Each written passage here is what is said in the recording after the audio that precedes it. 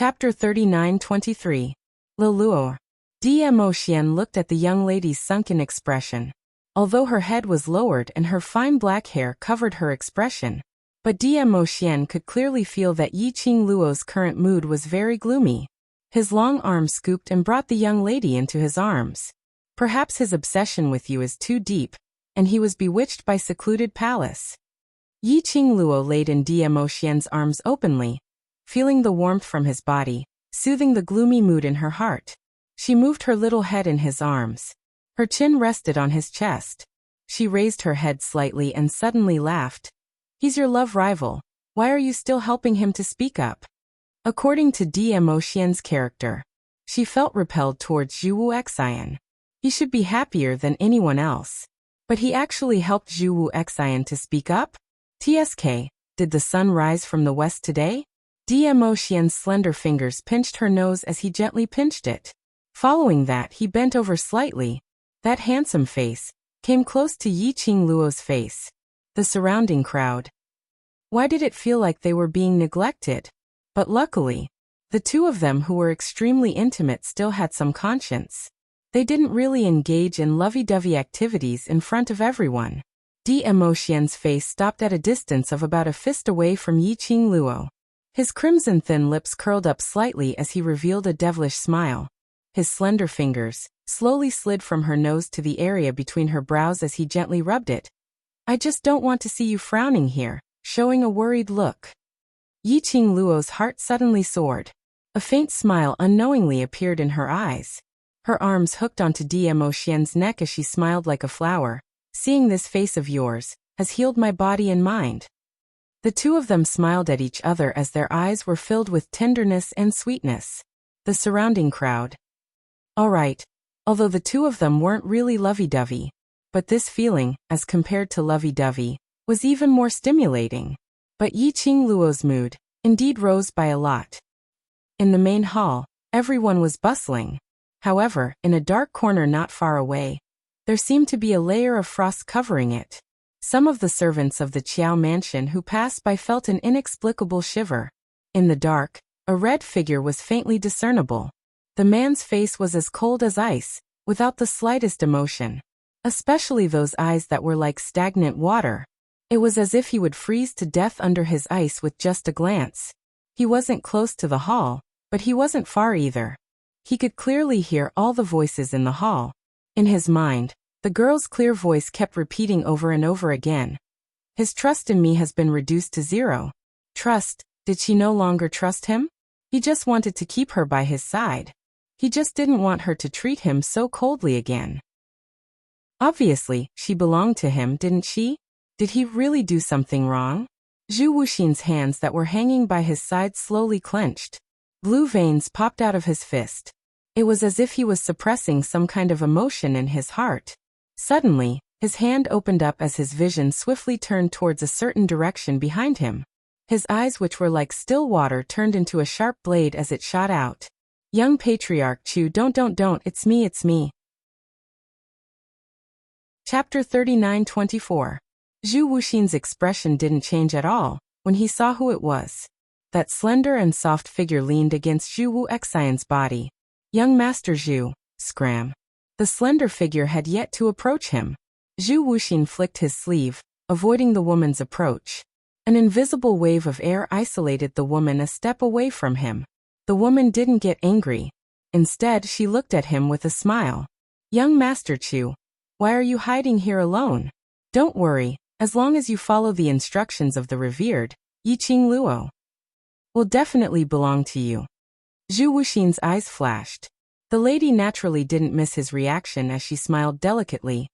You must know, even if Yi Qing Luo is with the Overlord now, but they will absolutely not be able to walk to the end. Only young Patriarch Chu, who has been recognized by the Overlord, is Yi Qing Luo's future husband. Zhu Wuxin's pupils suddenly constricted. He didn't even look at the woman. He moved. It disappeared into thin air. Not even a red afterimage was left behind. The woman quietly looked at the horizon in the direction that Zhu Wuxin had disappeared. The smile on his face faded, and his eyes were like those of a venomous snake, flickering with an insidious ruthlessness. He clenched his fists tightly. Yiqing Luo. Yiqing Luo. Whether it was Dizun or Zhu Wuxin, all of them were circling around Yiqing Luo. What was so good about her? *TCH. The atmosphere in the room was still warm. The silent Gue Wu, who had been leaning against the corner, suddenly raised his head and looked at Yiqing Luo. His gaze was direct. Just as he was about to look at Yiqing Luo had already sensed his line of sight and met Ghost Marshall's gaze in puzzlement. Gue Wu slowly walked towards Yiqing Luo until he stood in front of her. Yiqing Luo was nestled in Dmo Xian's arms. Gue Wu stood up. He was also facing Dmo Xian. But Gue Wu's line of sight, from the start till the end, had remained on Yiqing Luo. It was a young and handsome face. But those eyes were full of hardships and complicated emotions that no one could see through. Yiqing Luo felt uncomfortable being stared at. She shifted her body and adjusted her position in Dmo Xian's arms as she coughed lightly. Ghost Marshal Master? There were no ripples in Ghost Marshall's deep and cold eyes. However, the words that came out of his mouth were like a raging storm. Your body has undergone a transformation. Ha! Dumbfounded expressions appeared on everyone's faces, as they did not understand the meaning behind Gue Wu's words. Yiqing Luo was slightly startled. She naturally knew what the change that Gue Wu was talking about was. She was surprised. Gue Wu had actually seen through this point. Gue Wu stared at Yiqing Luo for some time before he suddenly narrowed his eyes in an unfathomable manner. Looks like the 2 days you were in a coma, not only did it not affect your body, instead it allowed your body to improve. What kind of riddle are you guys playing? Zoemo raised his red phoenix eyes and asked. Gue Wu looked at Zoemo and said indifferently. Student Yiqing Luo's body has undergone transformation. Now her bone structure has already broken away from the mortal body, and can withstand even more powerful than an overlord. Transform? Leaving the mortal body. Was he talking about Yiqing Luo? Everyone's gazes shifted onto Yiqing Luo in unison. That blatant gaze made Yiqing Luo burrow into Dmo Xian's arms, and even took up Dmo Xian's arm to block in front of her. Chapter 39-25. Everyone shook their heads in unison. I have never seen a beauty who has left her mortal body. Yiqing Luo. She couldn't be bothered with them as she set her sight on Gue Wu. It seemed that Gue Wu was very clear about the transformation of the bone frame. After pondering for a moment, she asked, Master Gue Wu, from what you've said, does this mean that my body can now withstand even more powerful strength? She paused slightly and continued with an example. For example, if I use the power of the divine relic? Gue Wu met Yiqing Luo's vague hopeful gaze and nodded slowly. Yiqing Luo's eyes lit up. Previously, she had forcefully used the power of the divine relic to raise her strength in a short period of time to tide over the crisis. The price she had to pay was the overdraft of her body, and the divine phoenix profound heart jade in her body was likely to cause a backlash. All these reasons stemmed from the fact that her body could not withstand the overload of power. Now, her body, her bone frame, had been reconstructed. All the impurities had been eliminated, separated from the mortal body. After withstanding the power of the divine relic, and even more powerful forces, her body could finally bear it. But, under Yiqing Luo's bright eyes, Gue Wu suddenly said, Don't be happy too early, even if your bone frame has been transformed, it doesn't mean that you can mess around. When she was still a mortal body, Yiqing Luo time and time again did something which made one worried. If she relied on her body to withstand the powerful forces to mess around, no matter how solid the foundation was, it would be exhausted over and over again. Yiqing Luo's spirit would not be able to bear it. I know. Yiqing Luo nodded seriously. I won't mess around. Everyone made a tisk sound. Apparently no one believed Yiqing Luo's guarantee. Dmo Xian stretched out his hand and knocked on her head. You'd better remember what you said now. Yiqing Luo felt pain as she turned her head and stared at him. Why don't you believe what I said? Dmo Xian sneered. Do you think that you believe what you said? Yiqing Luo. All right, based on her previous behavior. She didn't believe it herself. Moxian dangerously narrowed his eyes and held her chin. Why? Tacit approval? That deep voice carried an obvious threat. Yi Qingluo was forced to look him in the eye. She didn't even dare to avoid his eyes. Her long eyelashes blinked for a while, but Moxian still maintained that dangerous smile. Her honey trap did not work at all. Therefore, he decisively gave in. How could there be a tacit agreement? This is a very serious expression. I will definitely remember what I'm saying now. Moxian seemed to believe it as he nodded lightly. Yi Qingluo let out a sigh of relief, just as she was about to squirm out from Moxian's embrace. Her waist tightened, and her delicate body was pressed into the man's arms again. Then he lowered his magnetic voice and said in a voice that only the two of them could hear. If you can't remember it, I'll use my own method to make you remember it, his last 4 words. He even deliberately lowered his voice. That magnetic, seductive, and drawn-out voice carried another kind of emotion. Yi Qingluo's face suddenly flushed red. What a shameless man. Everyone was already used to their little interactions, and didn't notice Yi Qingluo's blushing face. Chapter 39-26. Yi Qingluo was stunned and hurriedly stood up from Moxian's arms. Yes. Old Master Huangfu wants to bring those 3 back to the Huangfu family. She wondered how Pei Sheng and Old Master Huangfu had developed over the past 2 days. She was not worried about Pei Sheng's safety. 2 days ago, the assassins sent by Huangfu Fengyan failed to assassinate Pei Sheng, startling the old man. Even if the 3 of them wanted to make another move, they did not have the opportunity. Of course, if they made a move against Pei Sheng at this critical juncture, he was definitely digging his own grave. No matter how stupid they were, they would never do that. Moreover, that kid, Pei Sheng, had already evolved now, and he knew how to transform into a white lotus flower, to protect himself in Guzishi, so that he could strive for the greatest benefits for himself in Guzishi. Therefore, a person's growth had to depend on their own efforts. If she interfered too many times, it would only make Pei Sheng more dependent on her. In the end, no one gave him any advice, and he fell into a state of confusion. As though she could see through Yi Qingluo's thoughts, Mo Yuing opened her round adorable big eyes and opened her mouth. They get along very well, and I can tell that old Master Huangfu sincerely wants to bring Pei Sheng home. Yi Qingluo nodded. Let's go take a look, perhaps we can still make it in time to send old Master off. In next to no time, the group arrived at the treasure-gathering exchange.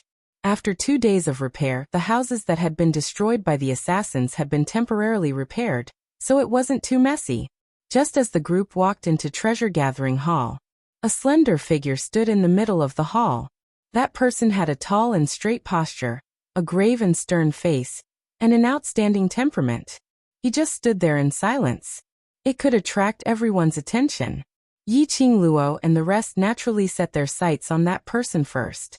At that moment, everyone's expression changed. Kitty Li was the most impatient. She suddenly jumped out of Zomo's arms and pounced towards that person. You actually dare to appear here. Kitty will scratch you to death. Little wildcat. Zomo's expression changed slightly, and he immediately chased after it. Before that person could make a move, he pulled Kitty Li into his arms. With a quick roll, he dodged the man's attack. Meanwhile, a black figure moved and quickly appeared in front of Mo. With a raise of his hand, a black light condensed. The 2 forces collided, creating traces of electricity. It was tight and gradually dissipated. The shockwaves in the air gradually subsided. This unforeseen event caused the atmosphere in the hall to become even more tense. The group of people stared at that person with tensed emotions. The man turned around and looked at them expressionlessly. Finally, a pair of cold eyes that were as calm as still water fell onto Yi Qingluo. Why are you guys here? Suddenly, Huangfu Zhentian walked out from the inner court with a smile on his face. The smile on his face was very sincere. His previous majesty was nowhere to be seen. As he walked out, he smiled at the expressionless man and said, Pavilion Master Chu, I'll have to trouble you to wait for me. It doesn't matter. The man's thin lips moved slightly as he spat out these 3 words. Huangfu Zhentian was still smiling. As he smiled, he felt that the atmosphere in the hall wasn't right. He took a look at the expressionless man beside him, and looked at the tensed-up group of people who were glaring angrily. Cough. You guys should all know each other. This is Red Clear Pavilion's Pavilion Master Chuwu Xin. This side are that fellow Peisheng's friends. Chapter 39-27. After the introduction, he eased the atmosphere and continued. I heard that Miss Yi and Pavilion Master Chu are old acquaintances, so I don't think I need to introduce you any further. No need. Zhu Xin stared at Yi Qingluo. I understand her better than anyone else. Huang Fuzhintian. Why does it feel like the atmosphere is getting weirder and weirder? Yi Qingluo and the rest looked at Zhu Xin warily. He truly hadn't expected Chu Wuxin to appear at the treasure-gathering exchange. Moreover, it seemed like they were here to cause trouble. Yi Qingluo had not expected to meet Zhu Xin here. She thought that Zhu Wuxin would not dare to appear before her in the near future. What astonished Yi Qingluo the most was, Chu Wuxin had actually changed out of his usual red clothes. Today he was dressed in a white robe, which made him look even more cold and aloof. The unapproachable aura around him was even more obvious. To be honest, although Chu Wuxin was dressed in red, his temperament did not seem out of place. But it was obvious that he was more suited for white. This color was too compatible with him. However, Yi Qingluo's slender brows creased slightly. There was an indescribable feeling of unease in his heart. If I remember correctly, Chu Wuxin had always been dressed in red. This was because the original owner, Yi Qingluo, had once said to let him always wear red clothes. Chu Wuxin kept this in mind. He also used his actions to show how much he valued the original owner. But now, she had actually swapped out her red dress. This represented that he had let go of Yi Qingluo. She was not reminiscing about Zhu Wuxin's feelings for her. It was not because Zhu Wuxin had let go of this relationship and felt that it was a pity. Instead, somehow he felt that something was wrong. Zhu Wuxian's sudden change was really too strange. Would someone as stubborn as Chu Wuxin really give up so easily? Yi Qingluo pursed her pink lips slightly as her little hand gently held the man's big palm beside her. She raised her head slightly and looked at the man. He also transmitted the uneasiness and doubts in his heart. The girl subconsciously relied on him. The man, who was not in a good mood, suddenly smiled. He held the young girl's small hand. His long and narrow peach blossom eyes were filled with a faint smile. With one hand, he pulled her into his embrace and soothed the uneasiness in the girl's heart. When the girl's breathing calmed down, Dmo Xian then slowly raised his head. His long and narrow peach blossom eyes no longer had the tenderness from earlier, as he calmly and indifferently looked at Zhu Wuxian. Pavilion Lord Chu, long time no see. Zhu Wuxin did not respond, but his line of sight was fixed on the man's hand, which was holding the girl tightly. Dmo Xian shot a glance at his own hand, which was wrapped around the young lady's body as his thin lips curled up slightly, containing some ridicule. Since Pavilion Lord Chu said that you understand Lil Luo, don't tell me that you don't know that Lil Luo, or doesn't want to see you at all? Zhu Wuxian's eyes finally reacted, like ripples on the surface of water. But in the next instant, everything returned to normal. Huang Fuzhintian realized it. The two sides were not on good terms with each other. He, who was stuck between the two of them, felt a little embarrassed. Fortunately, Pei Sheng and Gu Zishi sensed that the atmosphere outside was not right and came out in time. Chapter 39-28. Zhu Wuxian returned to Heaven Realm? In that case, Zhu Wuxian was indeed someone from Heaven Realm? Then why did he hide in Nirvana Realm? Back then, he was pursued by others and hid in Yi Qingluo's courtyard, creating a past with Yi Qingluo. Later on in Nirvana Realm, he established his own force. What identity did he have? At this moment, to rush back to Heaven Realm.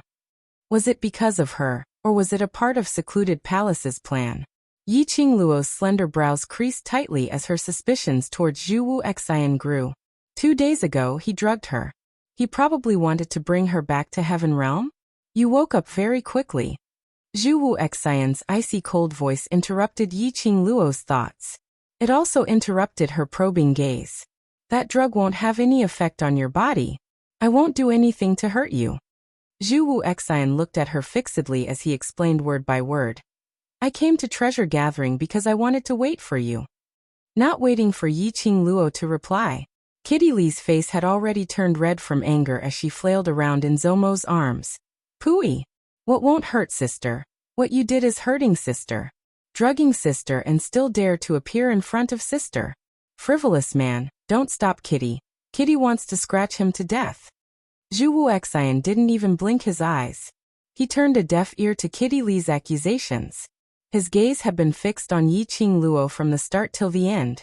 His gaze was calm without any fluctuation of emotions. But Yi Qing Luo could clearly feel that the gaze he shot towards her was scorching hot. She frowned slightly as her expression turned cold. What are you waiting for me for? I want to speak to you alone, Zhu Wu Xian said. No way. Kitty Li rejected without thinking. Zhu Wu Xian looked at Yi Qing Luo quietly, waiting for her reply. Yi Qing Luo's lips pursed even tighter. The man beside her suddenly pushed her body forward. Yi Qing Luo was stunned as she looked at him sideways.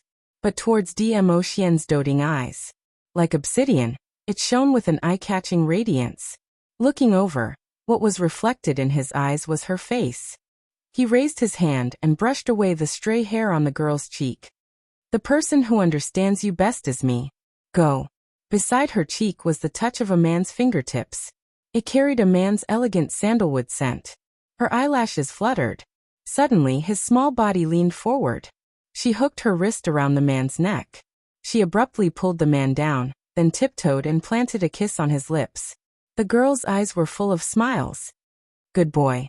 She withdrew her hand and took a few steps back from Dmo Xian. The moment he turned around, the expression on his face became indifferent. All right. This word was a reply to Zhu Wuxin. After saying those words, she took the lead and walked toward the inner courtyard. Zhu Wu Xian was stunned for a moment. To be more precise, it was from the moment Dmo Xian hugged Yi Qing Luo tightly. That indistinctly provocative sentence, the person who understands you the most is me. His thoughts were a little absent-minded, especially when he saw Yi Qing Luo taking the initiative to kiss Dmo Xian. His heart felt like it was being torn apart by something. Until the young lady's figure disappeared from his sight. Only then did Zhu Wu Xian's calm eyes ripple. Following that, he chased up to Yi Qing Luo's footsteps. At the same time, Zmo Xian raised his devilish phoenix eyes and was about to tease. Yo! I didn't expect our overlord to be so magnanimous, he actually. Chapter 39-29. Because the air pressure in the lobby instantly turned frosty. The air seemed to have frozen. Everyone couldn't help but shiver. They all turned to look at the Dizun, who was sitting stiffly at the side with a gloomy face. That handsome and elegant face was covered with frost. His entire body was burning with an aura that was about to explode. Everyone. In front of Yi Qing Luo, his magnanimity and generosity were all an act. Inner courtyard. Yi Qing Luo stopped in her tracks as she turned her head to look at Zhu Wu Xian. What do you want to say? He turned his head. Coincidentally, he bumped into a white robe. This was the first time he saw Zhu Wuxin wearing white, so he was not used to it. Her momentary daze was seen by Zhu Wuxin. The lines on Zhu Wu Xian's face clearly softened. Even his gaze towards Yi Qing Luo had turned gentle. I know, you don't want to see me. Why did you still appear when you knew? Do you really think that I really don't dare to make a move against you? Yi Qing Luo's expression turned cold. Zhu Wuxin shook his head. I want to see you, Yi Qing Luo replied. Just because you want to see me, I must see you. I'm going to Heaven Realm for a period of time, and there's a possibility that I won't be able to see you for a very long period of time. Zhu Wu Xian seemed as though he couldn't hear the impatience in Yi Qing Luo's tone. While he was talking, his eyes were fixed on Yi Qing Luo without blinking. His tone was sincere and serious. When Yi Qing Luo heard that, her eyes suddenly narrowed. Zhu Wu Xian, you're going to Heaven Realm. Is it because of secluded Darkness Palace's plan? Zhu Wuxin opened his mouth, wanting to speak. But after meeting Yi Qing Luo's smiling yet not smiling expression, the words at the tip of his tongue were stuck in his throat. He lowered his eyes slightly, avoiding Yiqing Luo's gaze. I know you don't like people lying to you, so. This question, I'm unable to answer you. In other words, I guessed correctly. Yiqing Luo scoffed lightly. Zhu Xian, didn't you say that you've already cancelled the collaboration with the Palace of Darkness? Why did you return to the Palace of Darkness? Clearly, her voice was very calm. Even his tone did not fluctuate in the slightest. Yet it brought with it an extremely oppressive feeling. Chu Wuxin's head was still lowered, not looking at Yiqing Luo's expression. Evidently, he had decided to remain silent. Yiqing Luo scoffed lightly. If Zhu Xian was unwilling to answer, no matter how she asked, Zhu Xian would not answer. She simply couldn't be bothered to communicate with Zhu Wuxin anymore. Since you don't want to talk, you specially came to find me just to bid farewell? Yes. This time, Zhu Wuxin responded. He even raised his head. Also, I want to tell you. Chu Wuxin pursed his thin lips. This was something he had never done before. Yiqing Luo could tell that he was nervous. Zhu Xian was silent for several breaths of time. Then he continued. Previously, I did something that made you unhappy, but I do not regret it. Because I want you to accompany me. Yiqing Luo laughed in anger. You want me to accompany you, so you make use of my trust in you to drug me? Zhu Wuxin, you claim that you understand me, but are you sure that you really understand me? Chu Wuxin continued to stare at her with his extremely dark eyes. After Yiqing Luo finished her words, he then shook his head as his voice became gentler. I don't regret what I did. The only thing I regret is to make use of your trust. Yiqing Luo laughed out of anger once again. She expressed that she really couldn't understand Zhu Xian's train of thought. I only want to tell you, everything that I did was not entirely for myself. Chapter 39:30. What do you mean? What did he mean by be careful of the people around her? The people around her were either lovers or brothers. They had gone through life and death together. They were all people she could absolutely trust. Zhu Xian didn't say much. He raised his hand and stretched it towards Yiqing Luo. Yiqing Luo was astute as she avoided Zhu Xian's hand with a vigilant look. Zhu Xian's hand froze in midair. Several breaths later, his slender fingers retracted one by one. His dark and gloomy eyes looked at her with an obvious sadness, as though Yiqing Luo's actions had hurt him. But Yiqing Luo could only capture this little bit, a peculiar emotion. By the time she wanted to delve deeper into it, Zhu Xian had already leapt onto the top of the wall. His white robe fluttered, showing his cold and aloof arrogance, like a winter plum. He stood on top of the wall and gazed deeply at Yiqing Luo for a moment. Following that, he had already disappeared from Yiqing Luo's vision. Yiqing Luo's brows knitted tightly as she retracted her gaze. What did Zhu Xian mean? Why did he say such things to her out of nowhere? Based on Zhu Xian's character, he would say such things. It shouldn't be as simple as sowing discord. He must have heard some news from the secluded palace. She didn't know what was wrong with Zhu Xian, since he had already appeared to remind her. Couldn't he just make things clear before he left? It was better not to say anything than to leave half of it. She was cursing silently in her heart. Suddenly, she felt a tight grip on her waist. A scorching and wide embrace enveloped her completely. Her body was being held tightly by someone. On top of her head, there was a heavy object as a mellow voice with a smile yet not a smile floated down. He's already gone far away and you still haven't regained your senses. Could it be that you can't bear for him to leave? That voice obviously had a hint of laughter, but Yiqing Luo heard the sarcasm in it. Yiqing Luo hurriedly stretched out her hand and hugged the person's waist. No, I'm just thinking about what he said earlier. On top of her head, the man sneered. His laughter was a little cold. Yiqing Luo rubbed against his arms, but it wasn't able to alleviate the man's gloomy atmosphere. Pei Sheng and the others had already walked in.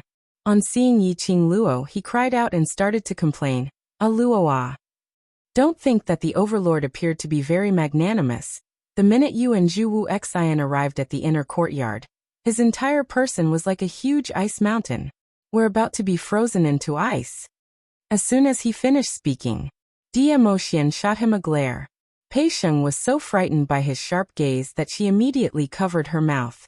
Nestled in Emotion's arms, Yiqing Luo sighed helplessly. Her small hands clutched Emotion's clothes as she slowly raised her head. Even without Pei Sheng's explanation, she was well aware of it. Emotion was the king of vinegar. How could he really not mind her being alone with Zhu Wuxin? He dotingly took the initiative to let her speak to Zhu Wuxin alone. He just didn't want to make things difficult for her. Of course, it was also because he believed in the relationship between her and Zhu Wuxin. But Yiqing Luo also knew that he was feeling rather unhappy. Just like now. After sensing that Zhu Wuxin's aura had disappeared, filled with unhappiness, he looked for her to pacify him. "All right, my obedient Xian." Her hand followed his clothes and stretched out to his face. Following that, her fingers pinched. Pulling the corners of the man's lips, he pulled out a smile. My Xian is even more enchanting when he smiles. Chapter 39-31. Yiqing Luo. A man who couldn't satisfy his desires was really scary. Speaking of which, what did Zhu Wu Xian tell you? Is there a need to whisper? Zoemo was very curious. Yiqing Luo pursed her lips and shook her head. It's still those ridiculous words, don't take it to heart. Huang Fuzhentian had a dazed look. Didn't Pavilion Master Zhu specially accompany me back to the Heaven Realm? One person left just like that? Then why was Zhu Wu Xian squatting at the treasure gathering so early in the morning? Accompanying is just an excuse. Zhu Wu Xian is obviously waiting for little Qing Luo. Zoemo clicked his tongue as his devilish phoenix eyes rose. As he continued to say as though he wished for the world to be in chaos. You are just a springboard. Huang Fuzhentian. Was it possible that taking the benevolent route wasn't able to control the youngsters? Yiqing Luo stared at Zoemo, afraid that Zoemo would say something shocking as she hurriedly changed the topic. Old Master Huangfu, when do you intend to leave? Immediately. When Huang Fuzhentian said this, the expression on his face had some slight changes. He took a deep look at Pei Sheng and said, All along, I wanted to thank you personally. If it wasn't for the fact that you helped that lad, I'm afraid that I wouldn't be able to see that lad today. He paused slightly and continued, and that day, Pei Sheng suffered an assassination attempt. I will handle it and absolutely will not let Pei Sheng suffer any grievances. She could tell that Huang Fuzhentian really couldn't bear to part with Pei Sheng. These 2 days, the relationship between the both of them had deepened. Even Pei Sheng was willing to change his way of addressing him as grandfather. Yiqing Luo smiled slightly. Huang Fuzhentian spoke solemnly. Miss Yi, gathering treasure is Pei Sheng's wish and also his dream, so for the next few days, I'll have to trouble you. Saying that, Huang Fuzhentian straightened his body as he slowly bowed towards Yiqing Luo's direction. Yiqing Luo hurriedly stretched out her hand as she stopped Huang Fuzhentian. The current Pei Sheng really doesn't need us to worry about him. Just let him grow up on his own. Yes, grandfather, don't worry about me. Pei Sheng went up and held Huang Fuzhentian's hand. The both of them exchanged a smile. This heartwarming scene was heartwarming. However, there were also people who were so angry that they gritted their teeth. Yiqing Luo's sharp senses detected a strange fluctuation in the air. She gave him a sidelong glance. He saw 3 figures standing behind the temporarily built withered tree. Huang Fufengyan was glaring at them with hatred. The fierceness and hatred in his eyes. It was as if it wished to swallow them whole. A powerful aura spread out. Naturally, it attracted the attention of the others. When Huang Fuzhentian looked over and saw Huang Fufengyan's savage and warped face, his face instantly darkened. Evil creature. Huang Fuzhentian was unable to restrain his rage and grunted coldly. What are you glaring at? Did I punish you wrongly? Huang Fufengyan instinctively shrunk her neck when she heard Huang Fuzhentian's voice, and she hid behind big brother and third brother. Huang Fuqifei's lips curled into a warm smile. No matter what grandfather does, it's always right. This time's matter is indeed Fengyan's fault. Towards grandfather's punishment, Fengyan doesn't dare to not accept it. Saying that, he lowered his head slightly and looked at Huang Fufengyan as he appeased her in a warm voice. Fengyan, am I right? Chapter 39-32. Until Huangfu Fengyan was dragged out by Huangfu Qifei. Yiqing Luo then noticed. Huangfu Fengyan's temperament had undergone a huge change. Just 2 days ago, when he saw her, she was still arrogant and domineering. It was as if she did not take these people from the earth domain seriously, and had a high and mighty attitude. But now, her entire body was shrouded in a layer of deathly aura. There was a deathly aura between his brows. The light in his eyes dimmed a lot. Wait a minute. Yiqing Luo narrowed her eyes slightly as she carefully sized up Huangfu Fengyan. After noticing something, she suddenly laughed out loud. His curved eyebrows were filled with mockery. Huangfu Fengyan's expression instantly darkened. His eyes were filled with uncontrollable resentment. If it wasn't for Huangfu Qifei holding her wrist tightly, she would have died. Perhaps. Huangfu Fengyan almost couldn't control the anger in her heart as she pounced towards Yiqing Luo. Yiqing Luo seemed as though she couldn't see Huangfu Fengyan's madness. His laughter became more and more mocking. He didn't expect the old man to be so ruthless. The old man actually directly crippled more than half of Huangfu Fengyan's profound rank. Yes, most of them. Previously, Huangfu Fengyan's talent was passable, and she had the Huangfu bloodline. Moreover, she had been supported by many resources since she was young. Her profound rank was at least at the 7th or 8th level of the Sage Profound Realm. But the current Huangfu Fengyan, judging from the fluctuations of the profound waves on her body, I'm afraid he's only hovering around the Sky Profound Realm. In fact, it was even showing signs of slipping. Profound Sky. If they were placed in the Nirvana realm, they would be the best among the geniuses. However, Huangfu Fengyan was someone from the heaven realm. In the heavenly realm, even the lowly people were like dust. Their strength was probably above Huangfu Fengyan's. To the arrogant Huangfu Fengyan, this move was indeed the cruelest punishment. It was no wonder that Huangfu Fengyan was looking at them as if they were her father's murderer. No, even killing one's own father wouldn't have such a huge grudge. Slut. Looking at Yiqing Luo's ridiculing smile, Huangfu Fengyan was so infuriated that her eyes turned red. She struggled to pounce towards Yiqing Luo. His face was hideous and terrifying. Shut up. Huangfu Zhentian berated angrily. Looks like the punishment I gave you isn't enough. You still don't understand etiquette, right? Grandfather. Huangfu Fengyan was angered to the point of tears. She. Before he could finish, she was forcefully pulled back by Huangfu Qifei. Huangfu Qifei shook his head at her, then said gently, Grandpa, it's getting late. Let's return to the heaven realm first. Huangfu Zhentian grunted coldly, and didn't even want to take another glance at Huangfu Fengyan. He gave Peishing a few instructions. Huangfu Zhentian led the three of them away from Treasure Gathering Hall. Before leaving, Yiqing Luo noticed that Huangfu Qifei's indistinct vision fell onto her.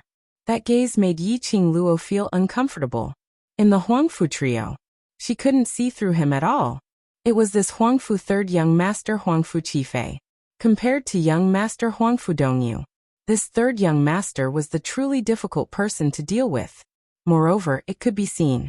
Although Huangfu Dongyu was the eldest young master, he still followed Huangfu Qifei's opinion. Earlier, Huangfu Qifei's meaningful gaze, what did it mean? Why, after Zhu Wu Xian left, you can't bear to let those few trashes from the Huangfu family leave? Above her head, a man's deep voice floated down, with a smile yet not a smile tone. The sense of danger was extremely thick. All right, a jealous man couldn't be offended.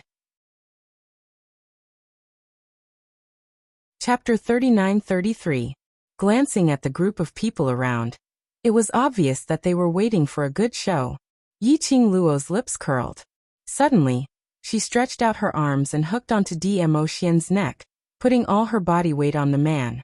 She raised her head and looked at Dmo Xian with a smile. The Overlord, are you so unconfident in your own charm? Saying that, her slender fingers had already clasped the man's chin. The smile on the corner of her mouth was like a rogue who teased a good family man. She tilted her head and her voice became gentler. At present, the Overlord's face is my favorite face, and it is also this face that makes me captivated. So captivated that I can't see anyone else. She sighed helplessly and said, "Tell me, I have you, a little devil. Who else can I not bear to part with?" The crowd who were watching the show immediately burst out laughing. One by one, they gave a thumbs up, so impressed that they simply couldn't say a word. Yiqing Luo ignored that group of people, hooked onto Dmo Xian's neck, and kept swaying her body. "Little beauty, do you think what I said is reasonable?" Dmo Xian's eyes became darker and darker. His burning gaze seemed to want to swallow Yiqing Luo.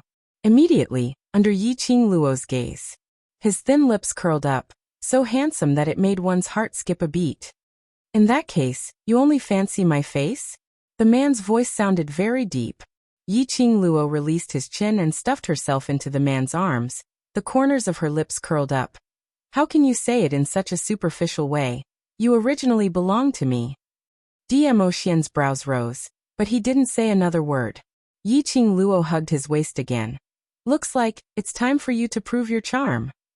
She moved closer to his ear and whispered these words. It was completely hinting at something. Dmo Xian heard that, his eyes deepened a few notches. He even used that meaningful, seductive peach blossom eyes to stare deeply at her for a while. Yiqing Luo's legs went soft from that gaze. Somehow she felt as if she had consciously jumped into the pit that the man had dug. However, the jealous man was finally appeased. The way the two of them treated the onlookers like air had deeply provoked the crowd. Zhou Mo was the first to flip the table and leave with Kitty Li in his arms. Right at this moment, a slender figure walked over from outside the treasure-gathering hall. "Little Qinggu, I'm telling you, don't ever go in. Go in and be abused." When Zhou Mo saw the person coming, he immediately complained bitterly.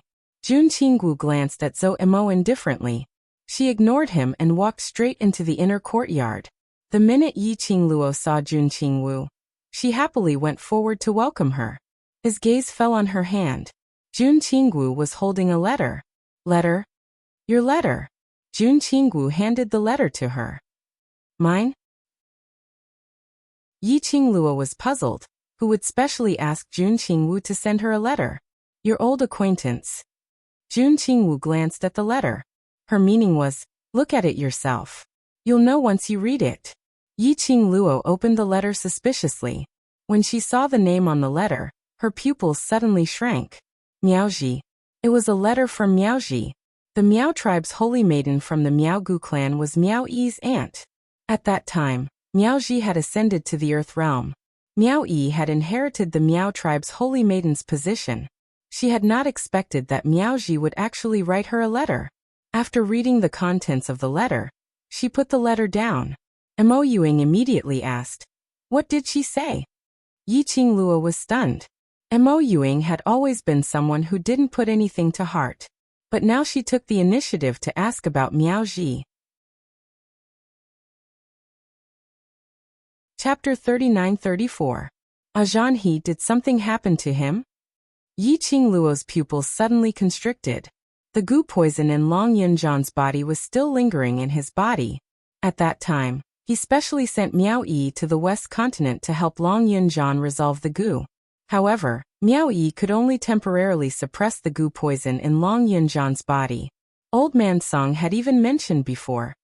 The goo poison in Long Yunzhan's body was not a goo that could be cultivated in the Nirvana realm. This kind of goo worm could only be nurtured by someone with extraordinary strength. To completely cure the goo, he could only go to the upper realm and find someone who understood the art of witchcraft to cure Long Yunzhan. Miaoji had delivered the letter. It was regarding the poison in Long Yunzhan's body, and the problem of meeting her tomorrow. However, after knowing that the letter was written by Miaoji, Mo Yuing actually took the initiative to ask a question. Yiqing Luo's first reaction was to think of Long Yunzhan. Mo Yuing blinked her empty eyes and shook her head stiffly. No. Yiqing Luo stared intently at Mo Yuing. That expressionless, soulless face was devoid of any other emotions. After a while, Yiqing Luo's expression loosened up.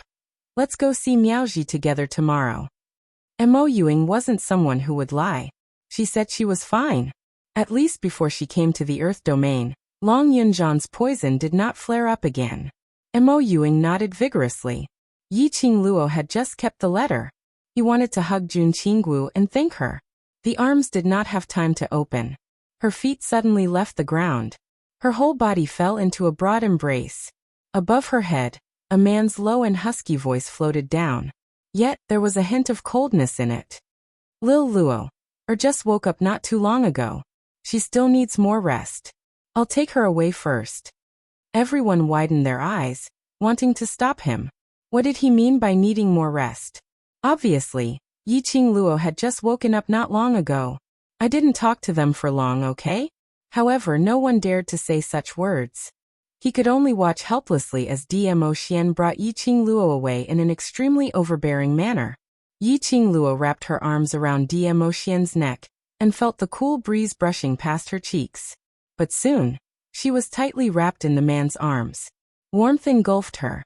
Yiqing Luo realized something. Her little head curled up in his arms. As soon as he arrived, he entered his room. Yiqing Luo's back fell onto the soft bedding. The man's warm air pressure hit her face. Yiqing Luo hurriedly stretched out her hand and blocked Dmo Xian's chest. As soon as he raised his head, he was met with a pair of obsidian eyes that were deep and filled with emotion. Her heart skipped a beat. Her cheeks were also flushed red. Didn't you say that I just woke up and need more rest? What are you doing? Yiqing Luo raised her brows. Her fingers caressed the man's brows and gently traced. Dmo Xian narrowed his eyes as he glanced at the fingers that were moving around on his face. His lips curled up devilishly. You're still more adorable when you're lying down. Yiqing Luo. These words, why did it sound so horrifying? Don't make it sound like I'm a necrophiliac, okay? There was something wrong with this scene. Dmo Xian gave a low chuckle, but there wasn't any mirth in his eyes. You who is lying down, there's only me by your side. His voice was very deep. It was so deep that it made one's heart felt constricted. Yiqing Luo was just about to say something. Chapter 39-35. I don't want to appear so petty. He buried his head in between her neck as his voice was very low and a little fuzzy, but she could hear the gloominess in his tone. Lil Luo. Do you feel that my possessiveness is very scary? His voice turned deeper and deeper. I obviously know that there's nothing going on between you and him, but seeing the way he looks at you, the attitude he has towards you, I just want to hold you in my arms, just want you to belong to me alone. The man's voice, word by word, was clearly transmitted into Yiqing Luo's ears. Yiqing Luo's pupils suddenly constricted as her eyelashes started to tremble. She stretched out her hands and hooked onto Dmo Xian's neck, hugging him back. I know how you feel. She hugged the man tightly as her eyes turned slightly red. A long time ago I said, I don't hate your possessiveness. You want to own me, because you care about me, That's why you want me to belong to you alone. How would she not know? Her Xian had taken care of her feelings. How much pain had he suffered? How many times had she relied on Xian's pampering to do things that made Xian worried? Yiqing Luo cupped his face as a light kiss fell on his face. This kind of possessiveness, I don't find it scary at all, because I feel the same. Finally, her kiss fell on Dmo Xian's lips. Like a dragonfly touching the water, it moved away. Her hands cupped his face, pressing her forehead against his. Xian. Our feelings are the same.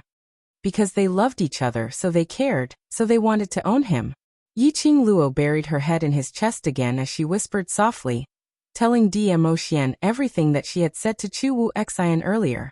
Finally, she raised her little head, her chin resting on his chest as she gazed at his clean chin. Say.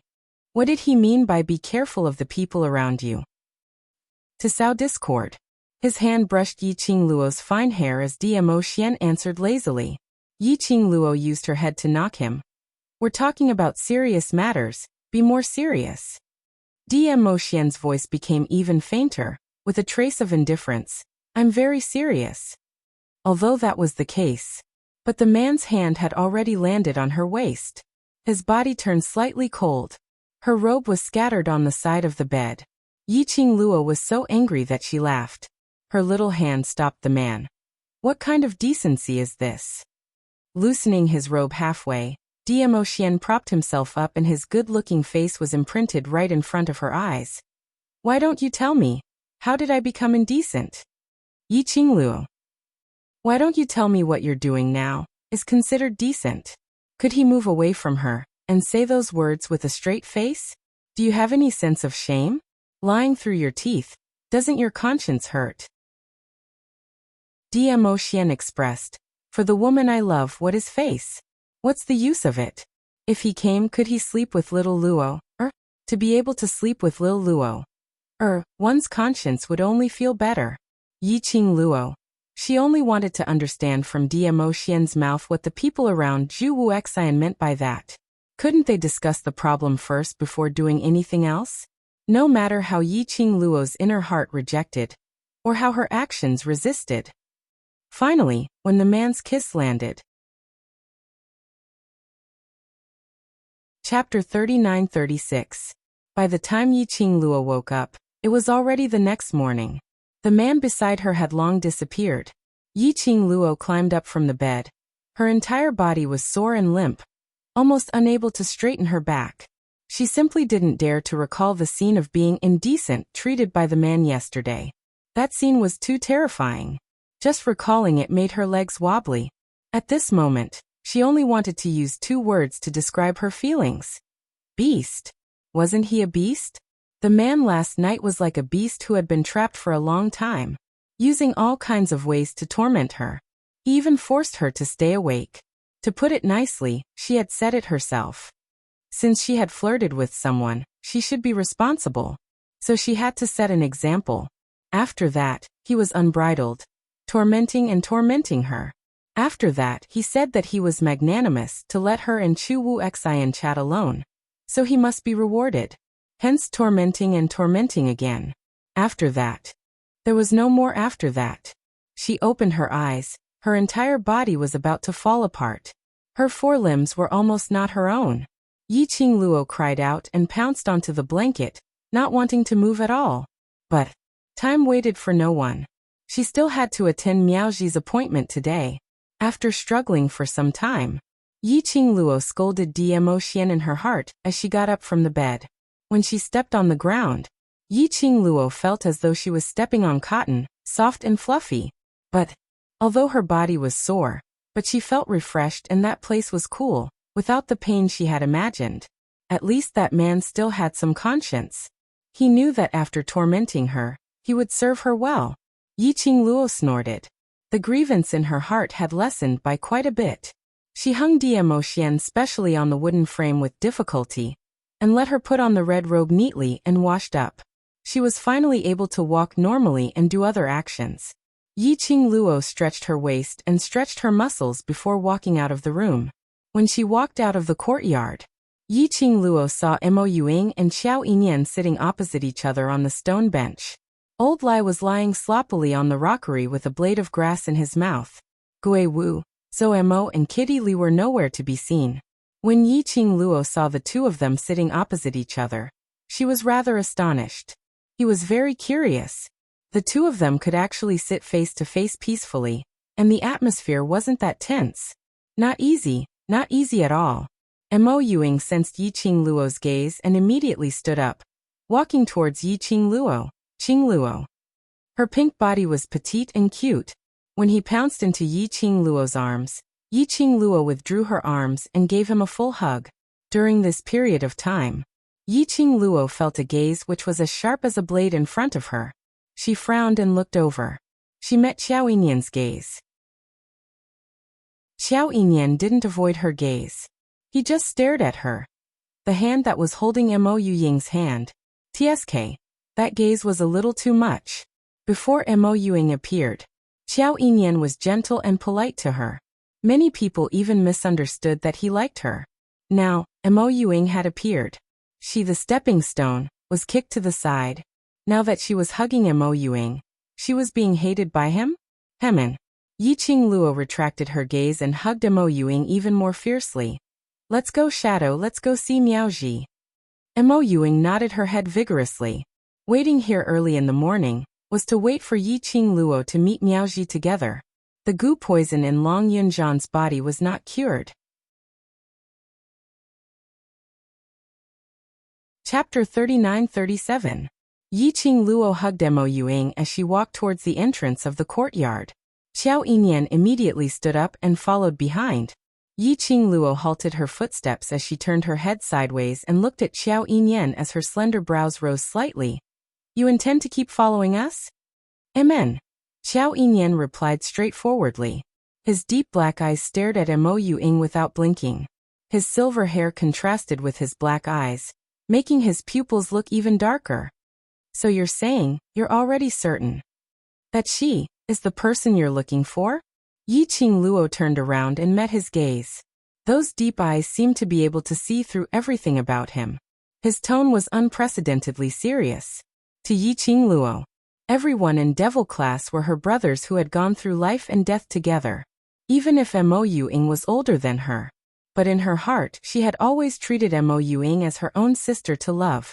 If Xiao Yinyan was sincere in wanting to resolve the misunderstanding with Mo Yuing and get together again, Yiqing Luo was naturally willing.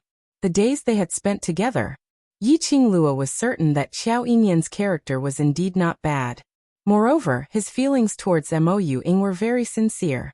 But the prerequisite was that he could really resolve the misunderstanding between him and Mo Yuing, and not with other cliché motives. Xiao Yinyan's gaze didn't even blink, but his gaze became much gentler. Right. One word, clean and crisp, which also explained his attitude. Yiqing Luo raised her brows as she hugged Mo Yuing, and turned around as she walked out of the courtyard's main entrance. Her voice was slightly indifferent and calm, but her tone was filled with unquestionable might. Then remember what you said today. Xiao Yinyan didn't reply as he followed behind her slowly. Old Lai leapt down from the rockery as he pounced over. There's such a lively place, how can you not bring me along? Yiqing Luo rolled her eyes at the old man who came up to her. After wandering for so long, you're not intending to return to Hell Palace? She realized. Why was there always a bunch of old urchins surrounding her? After Gui Yu left, a god thief came. Now there was another old Lai. Previously, they were still in a life and death situation with Hell Palace. Now, Hell Palace had become her acting cool backing. This world was really too complicated. Yiqing Luo was unable to keep up with this pace. Why would I want to go back to the Underworld Palace? It's so boring. There are so many interesting things to do with you. I don't want to go back. Lao Lai shook his head decisively. He looked as if he would risk his life to follow her. You can follow me, but don't create any trouble. Yiqing Luo couldn't be bothered to persuade Old Lai. With Old Lai following him, many things would indeed be more convenient. At the very least, those who wanted to curry favor with him. They were afraid of Old Lai, so they did not dare to rush forward and surround her. In a relatively remote inn, Yiqing Luo's group had just arrived when a waiter went up to welcome them, leading them to the most corner of the private room. Yiqing Luo had just walked in when she saw Miaoji standing by the window, deep in thought. Miaoji, who had not been seen for a long time, was no longer wearing the complicated and intricate clothing she wore when she was in the Miao tribe. Instead, she was wearing a long green robe. Her black hair was tied up with a wooden hairpin. It made her look as gentle as water. Even the dignified and noble aura she exuded when she was at the Miaogu clan had become extremely gentle. Yiqing Luo didn't recognize the person in front of her for a moment.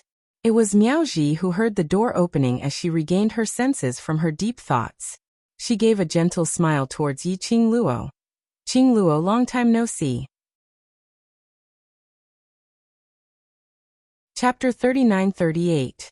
Miaoji smiled gently. Why? Didn't you come specially for my appointment? Why are you so surprised to see me? Yiqing Luo pulled out a chair and sat down as she sized Miaoji up. I am indeed surprised. I haven't seen you for such a long time and you seem to have changed into another person. I thought I had recognized the wrong person. People have no choice but to wear a mask under certain circumstances. Miaoji picked up the teapot and poured a cup of tea for everyone. My task is completed, so I can naturally remove the mask. Previously, Miaoji, as an outsider, was taken over by the previous Miao tribe's holy maiden, and became the Miao tribe's holy maiden. Only she knew how much pressure she had to bear. So she had no choice but to toughen herself up. Dignified, indestructible. Only by making herself stronger. Only by making herself stronger could she deter those who had ill intentions. Now, she had already retreated unscathed to the heaven realm, and was living a carefree life. Naturally, there was no need to put on that mask. The few behind her all sat down. Mo Yuing couldn't wait to ask, "Aunt Miao, you said you already have a way to cure class monitor's goo, right?" Her speech was much faster than usual, even though her tone was still as calm as before. But she could feel the fear and uneasiness in her heart. Hearing this voice, Miaoji frowned slightly as she looked at Mo Yuing. When she met Mo Yuying's eyes, her pupils suddenly shrank. Even his face had turned a few shades paler. "What's the matter?" Yi Qing Luo noticed the change in Miaoji's expression. Miaoji stretched out her hand and held Mo Yuying's wrist. Mo Yuying was stunned as she blinked her eyes, seemingly puzzled. But Xiao Yinyan, who was by her side, moved his palm and quickly slapped down towards Miaoji's hand. Miaoji held Mo Yuying's hand and dodged to the side. That palm landed on the table. The teacups collided and the tea spilled out. Xiao Yinyan's eyes sunk as he raised his palm to stop Miaoji. Yi Qing Luo couldn't stand it anymore as her fingertips moved and the glower flame fan opened up and slid into Xiao Yinyan's palm. "Xiao Yinyan, if you continue to make trouble, I will ask my shadow to get you out." Xiao Yinyan's hand froze as he frowned and looked at Yi Qing Luo. At this time, Mo Yuing cooperatively looked up at him and nodded. "Yes, get out." Xiao Yinyan was speechless. Xiao Yinyan fell silent. But his line of sight was fixed on Miaoji's hand that was holding Mo Yuying's. He was not familiar with Miaoji. However, when she saw Miaoji suddenly grabbing onto Mo Yuing, her actions were quick, and she wanted to protect Mo Yuing. However, Miaoji only pressed on Mo Yuying's pulse. After a few breaths, her brows furrowed even tighter. "How long has your condition been like this?" "What?" Mo Yuing raised her head. Her beautiful face was expressionless. Yi Qing Luo understood the meaning behind her words as her expression sunk. "You're asking her kind?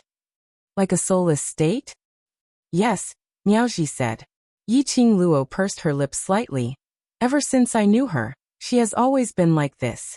But this young Master Qiao was rumored to be acquainted with the shadow. The shadow in the past was not like this." Pausing slightly, Yi Qing Luo's pupils suddenly widened. "What you mean is, shadow was poisoned by a venomous worm? She became like this because of the goo worm." Yi Qing Luo's words came out. Xiao Yinyan and Mo Yuing both looked at her.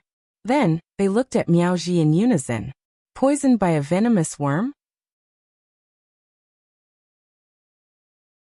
Chapter 39-39. Miaoji, who was being stared at by several pairs of eyes, quickly let go of Mo Yuying's wrist and shook her head. "Her condition doesn't seem like she was poisoned." Yi Qing Luo heaved a sigh of relief. "You made the atmosphere so serious if it's not." But, before she could catch her breath, Miaoji changed the topic again. The expression on her face was serious and serious. "Her condition may be more troublesome than being poisoned." "Troublesome? What do you mean? Do you know why she became like this?" Xiao Yinyan was the most agitated as he stood up and stared at Miaoji. Yi Qing Luo glanced at Xiao Yinyan and raised her hand to block in front of him. He lowered his eyes and looked at Yi Qing Luo's wrist. His cold expression became even colder. Even his gaze towards Yi Qing Luo had turned colder by a few notches. But Yi Qing Luo's hand still didn't move. Both sides fought for a moment. Xiao Yinyan gritted his teeth and clenched his fists as he sat down. But the pressure around him was so low that the surrounding air was slightly condensed. "Aunt Miao, you don't have to care about him." Yi Qing Luo held Mo Yuying's hand and looked at Miaoji seriously. "You said, the shadow is more troublesome than being poisoned. What's going on? If she is poisoned, I can still help and find those seniors to research. But her condition doesn't seem to be poisoned, but more like being possessed." Possessed? Yi Qing Luo was stunned. Did she hear it wrongly? Possessed? Her first reaction was being possessed by a ghost. But this was obviously impossible. It wasn't that there were no ghosts in this strange world. To be more precise, the so-called ghosts were all spiritual bodies. For example, the old man's song in her azure dew bracelet was also considered a type of ghost. As for profound practitioners like them, they were able to interact with spirits, so how could they be bewitched? I'm not talking about being harassed by other spiritual bodies or anything else. Miaoji stared at Mo Yuing for a while. I'm not too sure. But her condition seems like she has lost her soul. 3 souls and 6 spirits? If a person lost their soul, wouldn't they be a corpse? Although Mo Yuing looked like a puppet without a soul. There's no soul light in her eyes, and even her pulse is so weak that it's hard to detect. This was also the first time Miao Ji had encountered such a situation. My goo worm cannot sense her soul power. Yi Qing Luo pursed her lips tightly as she glanced sideways at the girl beside her. He couldn't believe it. This girl who would call her Qing Luo, who would fight for her favor, and even requested for kisses and hugs. It would be a puppet without a soul. Then, is there any way to retrieve her soul? Xiao Yinyan, who was ordered to sit by the side by Yi Qing Luo, opened his mouth hoarsely. His tone was filled with suppressed pain. Ever since he knew that Mo Yuying's memory was a mess, and she had completely forgotten about him. Xiao Yinyan's heart had always been in a mess. Now he finally got his answer. Mo Yuying didn't forget about him. Instead, he had lost his soul and all his memories. As long as he could find Mo Yuying's soul, Mo Yuing would definitely remember him. Miaoji sighed. I'm not sure. Yi Qing Luo swallowed the words that were in her mouth. She was clear that Miaoji only specialized in goo poison. The reason why she could tell that Mo Yuing had lost her soul.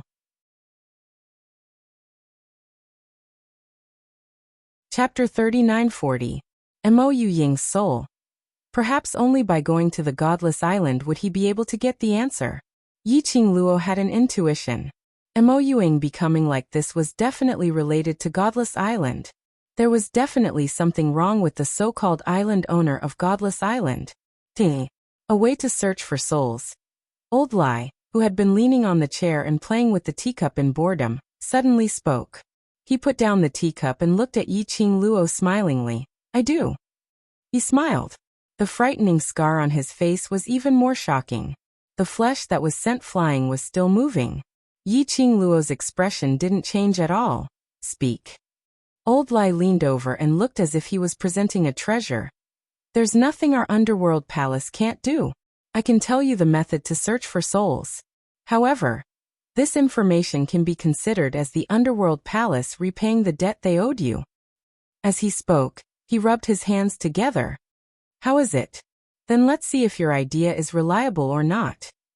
Yi Qing Luo rubbed her chin. Lao Lai proudly raised his chin and said, How can my method be unreliable? How can someone from my hell sect be unreliable? As he spoke, he lowered his voice again. Finding a soul can actually be said to be difficult. Have you heard of the Ocean Water Divine Armament? Vast Water Divine Weapon? Yi Qing Luo's brows twitched. Before he could say anything, Xiao Yinyan asked anxiously, You're talking about the Azure Water Divine Artifact that was sealed by the Divine Emperor before he passed away? It's rumored that there are 5 vast water divine weapons? Old Lai nodded. It's that vast water divine weapon. As long as he gathered all 5 divine artifacts, he would be able to call the wind and summon the rain, summoning the gods and ghosts. Not to mention finding the 3 souls and 7 spirits. But according to the rumors of my Qiao family's ancestors, if we gather all 5 vast water divine artifacts and offer the blood of the descendant of the divine emperor as a sacrifice to the heavens, we can open the seal to the divine emperor's tomb. Xiao Yinyan said doubtfully. That's right. That's why I said that he could even undo the seal on the tomb of the god emperor. Isn't it a piece of cake to help that girl find her soul? Lao Lai said with a very reasonable look. Xiao Yinyan's frown deepened. Mo Yuing raised her head. Her expressionless face did not have the slightest fluctuation of emotions. That pair of empty and soulless eyes blinked. Then he said, It's too dangerous to gather all 5 Azure Water Divine weapons. If someone really opens the tomb of the God Emperor, the consequences will be unthinkable. She paused for a moment and held Yiqing Luo's hand. I'm alright, I'm already used to it. I don't remember the people in the past, but to be able to remember you. To remember everyone in Devil class, that's enough. Yiqing Luo met with Mo Ying's empty eyes. Hearing her saying that everything was for their sake, she couldn't help but hugged her into her arms. She was just about to speak. His voice was cut off again. Xiao Yinyan's voice was anxious, uneasy and fearful. This won't do, that won't do. What should he do? In the past she was clearly so lively and beautiful. Now is it really fair for her? Calm down. Miaoji comforted. The vast water divine relic was a divine relic used by the divine sovereign when he was still alive. Even if we wanted to find a divine relic, it wouldn't be that easy. What's more, even if we found the divine relic, other than the Overlord, no one else is able to use the power of the divine relic. Xiao Yinyan's trembling body slowly stabilized. His eyes stared deadly at Mo Ying. The expression on his face was filled with pain. Chapter 39-41. Everyone finally quietened down and fixed their eyes on her. Yiqing Luo touched Mo Ying's head, looked at her and asked seriously, You only need to answer me, do you want to become a normal person? Mo Ying's fingers that were intertwined with hers suddenly tightened. Her eyelashes fluttered. This reaction had already indicated her answer. Yiqing Luo brushed the hair on her forehead and gently stroked it. In front of me. There's no need to suppress your own thoughts. Mo Ying's lifeless eyes faintly flashed a glimmer of light. After some time, she finally nodded her head under Yiqing Luo's gaze. She thought, how could he not think about it? Who would be willing to be a puppet without feelings and emotions? She knew her own situation very well. For a person like her, other than everyone in Devil class, no one would treat her as a real person. She would also hope for warmth. She wanted to be like a normal person, to have her own emotions and expressions. But the price of returning to normal was too great. She was afraid. Just thinking about it is enough. Yiqing Luo stopped Mo Ying's thoughts as her lips curled up slightly. Leave the matter regarding the Azure Water God relic to me. Qing Luo. Mo Ying's lips moved, wanting to say something but hesitating. Yiqing Luo smiled, lowered her head and leaned close to her ear. Don't feel guilty, it's not only because of you. My original intention was to gather all the Tsongshui artifacts. Mo Ying still wanted to say something. Yiqing Luo had already patted her head as she widened the distance between them. To prevent Mo Ying from blaming herself for the Tsongshui artifact again, Yiqing Luo changed the topic. Aunt Meow, let's not talk about this matter for now. Yesterday you wrote in the letter that you already have a way to cure Ajan's goo. Is that true? Long Yunjan was mentioned. Mo Ying's attention was indeed diverted. Miao Jiwei was stunned for a moment before remembering her purpose of coming here today. To be honest, I'm not too sure myself. Yiqing Luo wasn't disappointed. The poison that was placed on Long Yunjan's body was a poison from the upper realm. Naturally, it wasn't that easy to solve. As long as there was a glimmer of hope, it was better than having no hope at all. So, that means that you already know just what is the goo poison in Ajan's body?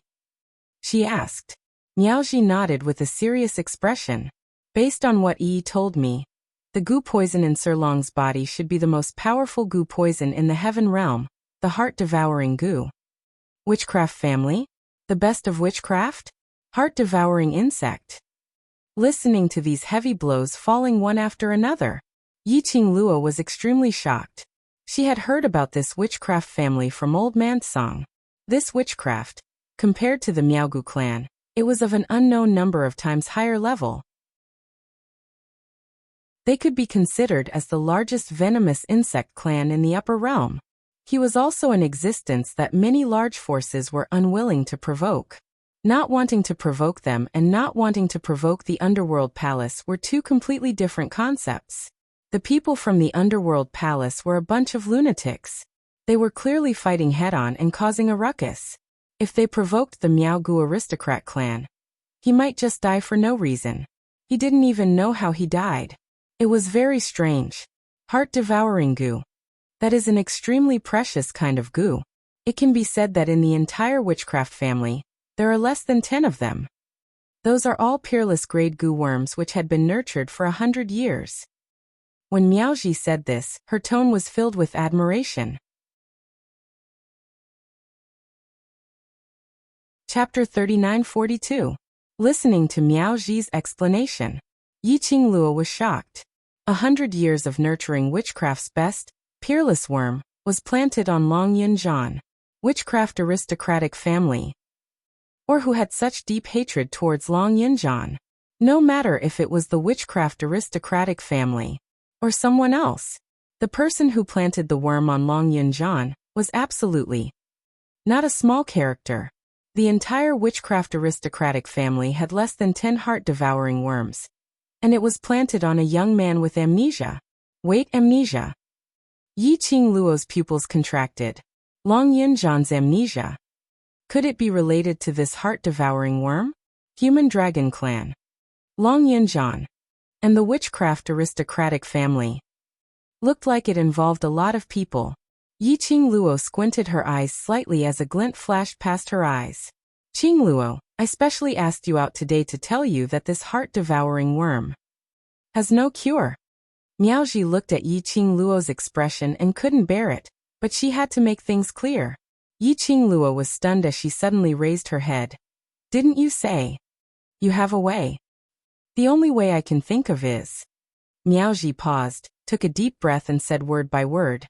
While the heart-devouring worm hasn't acted up, kill the person who is poisoned. Impossible. Yiqing Luo rejected without thinking. Kill Long Yunjian? How could that be possible? If Long Yunjian was really poisoned, and wanted to kill him to free him. Earlier when Long Yunjian's poison acted up and hurt Yin Xiaoyi, she would have already taken action. Long Yunjian was her brother. Her companion. No matter what, she would never give up on anyone. Other than this, there's no other way. Miaoji sighed. I know to you this is a very painful thing, but actually he is feeling more pain than you. Miaoji looked at the young lady whose petite body started to tremble, as her voice became gentler. I know how you feel. If it wasn't for the fact that I can't think of any other way, I would definitely not suggest this to you. She stretched out her hand, and placed it on the young lady's clenched fist. The terror of the heart-devouring parasite lies in its ability to slowly devour a person's heart, soul, consciousness, and everything that belongs to the victim. In the end, not even bones will be left of the victim.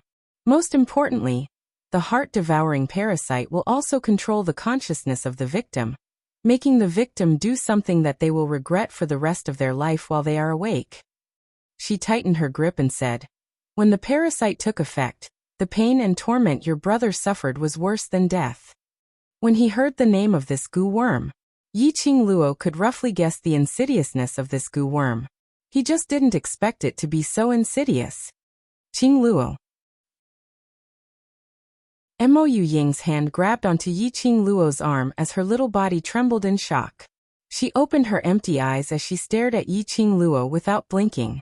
Even if there were no emotions, Yiqing Luo could sense the fear and helplessness in Mo Ying's heart. Yiqing Luo tried her best to calm herself down as she raised her hand and rubbed her furry little head. Since we know that Ajan is afflicted with the heart-devouring parasite, then we will definitely be able to find a way to cure Ajan. Mo Ying's stiff face started to show some signs of change. Then she nodded her head vigorously. Both her hands grabbed tightly onto Yiqing Luo's arm. Sigh. Miaoji sighed helplessly. I knew you would say that. Chapter 3943. Miaoji let go of her hand. I will continue to think of a way. You should consider it well. Regarding Yiqing Luo's choice. When Miaoji mentioned it, she had already thought of this outcome. But even if she knew, she still had to say out this cruel method because she was responsible for Yiqing Luo. But the final decision was still up to them. She found out that Mo Ying had lost her soul. She found out about the terror of the heart-devouring parasite, and the incurable parasite. Yiqing Luo's mood was extremely heavy. Miaoji let out a long sigh, and gave her a few more reminders before she left. Before she left, she specially handed Mo Ying a letter for her to pass to Miaoyi. After Miaoji left, The few people in the private room had different emotions. Yiqing Luo and Mo Yuying's minds were filled with Long Yunjian and the heart-devouring parasite. As for Qiao Yinyan, his mind was filled with searching for Mo Yuying's lost soul and awakening her memory. His expression was complicated as he stared at Mo Yuying in pain. Only Old Lai didn't seem to feel the gloomy atmosphere at all. After Miaoji left, he went up to Yiqing Luo and his eyes lit up. Madam D, you said I will pass the Azure Water Divine Relic to you. Does that mean you intend to collect all 5 pieces of Azure Water Divine Relic? Saying that, he gave a sneaky smile. If I remember correctly, Madam D seems to have the Azure Water Divine Relic on you. When you collect all the Azure Water Divine Relic, can you bring me along? Let me have a look at the legendary Azure Water Divine Relic. Old Lai rubbed his hands as he spoke. That terrifying scar on his face was trembling so much that the red flesh was flying. The more he smiled, the more ferocious he looked. Yiqing Luo didn't want to bother about him. Old Lai went nearer instead. His nagging was like a fly buzzing around her ear. Qiao Yinyan couldn't take it anymore as he pressed his palm on Old Lai's head. Old Lai fell onto the ground. He fell flat on his face. Can't you see that we are in trouble? Qiao Yinyan was irritated and his expression was dark. Old Lai rubbed his face as he got up from the ground. Didn't I give you an idea? Qiao Yinyan didn't even look at Lao Lai. He suddenly reached out and grabbed Mo Yuying's wrist.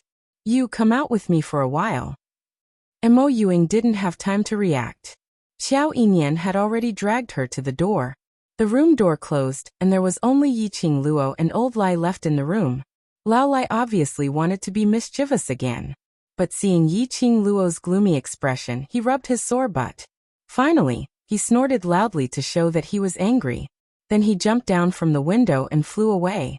Yiqing Luo. Forget it, when Old Lai knows that no one is coaxing him, he will come back obediently. What are you doing? Mo Yuying's arm was in pain from his grip, but she didn't struggle. It was only when they reached a corner of the corridor that Qiao Yinyan stopped in his tracks. With one hand, he pulled the girl into his embrace. What's your relationship with that man called Ajan? He could tell. No matter if it was Yiqing Luo or Mo Yuying, they both cared about that man. Yiqing Luo obviously treated him as a brother. But Mo Yuying, the attention she paid to that man was obviously different. So much that she didn't even care about the fact that she didn't have 3 souls and 7 spirits. She only wanted to know how to cure that man's goo. She even frowned because of that man. Qiao Yinyan had been suppressing his emotions.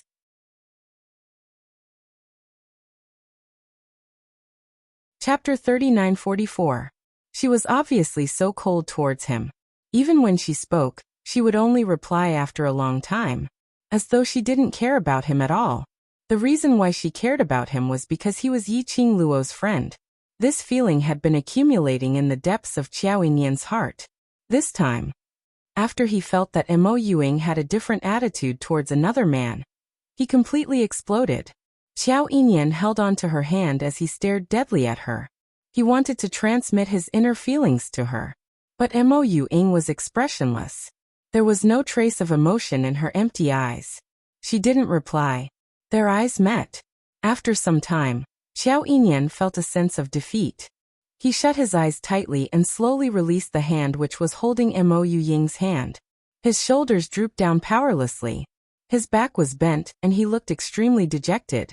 He slowly took a few steps back and gazed deeply at Mo Yuying. Then he slowly turned around. His feet staggered and swayed. It was as if something heavy had completely crushed him. Mo Yuying's empty eyes suddenly blinked. She stared at Qiao Yinyan's back view. His extremely black eyes flashed with a hint of dark and gloomy light. She lifted up the wrist which was held by Qiao Yinyan. She lowered her eyes and stared at the place which was held by Qiao Yinyan.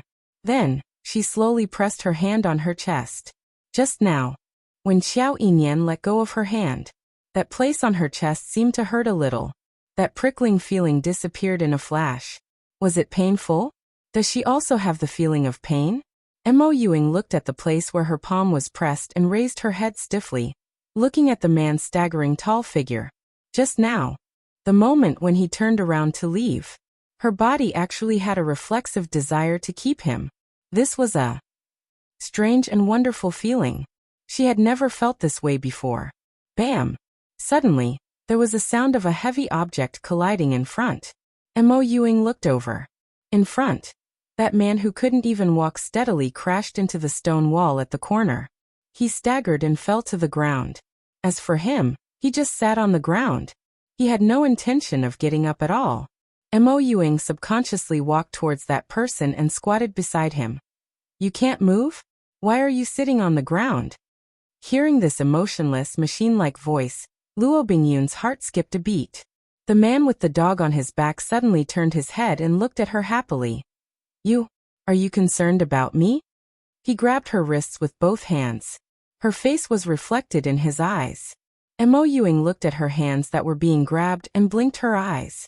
She stared at him and said, "This is outside and you are the young master of the Qiao family. Don't let others see you being rude."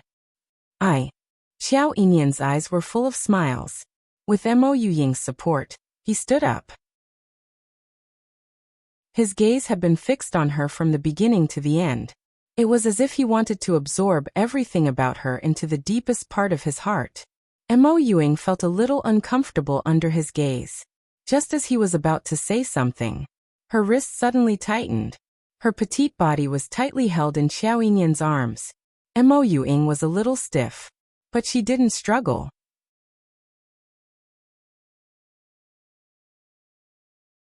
Chapter 39:45. Mo Yuying's body stiffened, and she felt very uncomfortable. But he had to admit it. Xiao Yinyan held her in his arms. She could feel the warmth from Xiao Yinyan's body. She was not disgusted. He had no intention of resisting. On the contrary, something seemed to fill her heart. Mo Ewing didn't know what this feeling was, nor could she describe it. I won't ask anymore. I won't ask any questions that you don't want to answer. Xiao Yinyan tightened his grip on her, as if he was afraid that the person in front of him would disappear. That fearful and cautious look on her face. Mo Ewing blinked her empty eyes again. Soon after, she slowly raised her hands and imitated the way he hugged her, hugging his back. Xiao Yinyan's body stiffened. His muscles were all tensed up. Mo Ewing didn't notice the change in the man as she followed her first instinct and said word by word, "The Ajan that Qing Luo mentioned is my class monitor. He is..." Slowly, she told him about her relationship with Long Yunjian. This was probably the most she had ever spoken in her memory. However, after the explanation, Xiao Yinyan's mood had obviously improved a lot. She did not continue to dwell on the matter of how much she had said. The next day, Mo Ewing then raised the matter of returning to Nirvana realm to Yiqing Luo. She came to the Earth domain originally to help Yiqing Luo. Now he had finished helping her. He also obtained information about the goo worms in Long Yunjian's body. Furthermore, she had been in the Earth domain for a long time. If he didn't go back, the brothers of the World Mercenary Group were all worried to death. She still had to tell her brothers about the heart-devouring goo. Yiqing Luo didn't stop her. After all, Mo Ewing had been in the Earth realm for a very long time. However, she readily agreed. Someone immediately protested. Xiao Yinyan grabbed Mo Yuying's wrist and stood up. "I don't agree." He then turned to look at Mo Ewing. I won't allow you to leave the Earth domain." Mo Ewing tilted her head and looked at him expressionlessly. "I want to go back." "No." Xiao Yin pursed his lips into a straight line. It wasn't easy for him to meet Mo Ewing again, even if they hadn't solved the misunderstanding. But we met again. He didn't want to let her out of his sight again. He had already let go once. He didn't want to let go a second time. Mo Ewing was a little unhappy and struggled to shake off his hand. "Xiao Yinyan." Xiao Yinyan refused to let go. The two of them went back and forth. Yiqing Luo's teeth were about to ache from watching. "Xiao Yinyan, if you don't want to leave the shadow, why don't you just follow it to the Nirvana realm?" She rolled her eyes. Xiao Yinyan frowned. He was the eldest young master of the Qiao family. How could he leave so easily? That's where Shadow has been living ever since he lost his memories of you and me. Don't you want to take a look? Don't you want to get to know Shadow's brothers and sisters? You don't want the people Shadow cares about to acknowledge your existence? Yi Qingluo didn't even bother to pant as she continuously sent out soul interrogations. Xiao Yinyan. He looked at Yi Qingluo as his handsome face trembled slightly, vaguely distorted. In the end, it turned into 2 words. I will go. Yi Qingluo smiled satisfactorily. This is the attitude of chasing after my shadow. Then it's decided happily. The decision was made.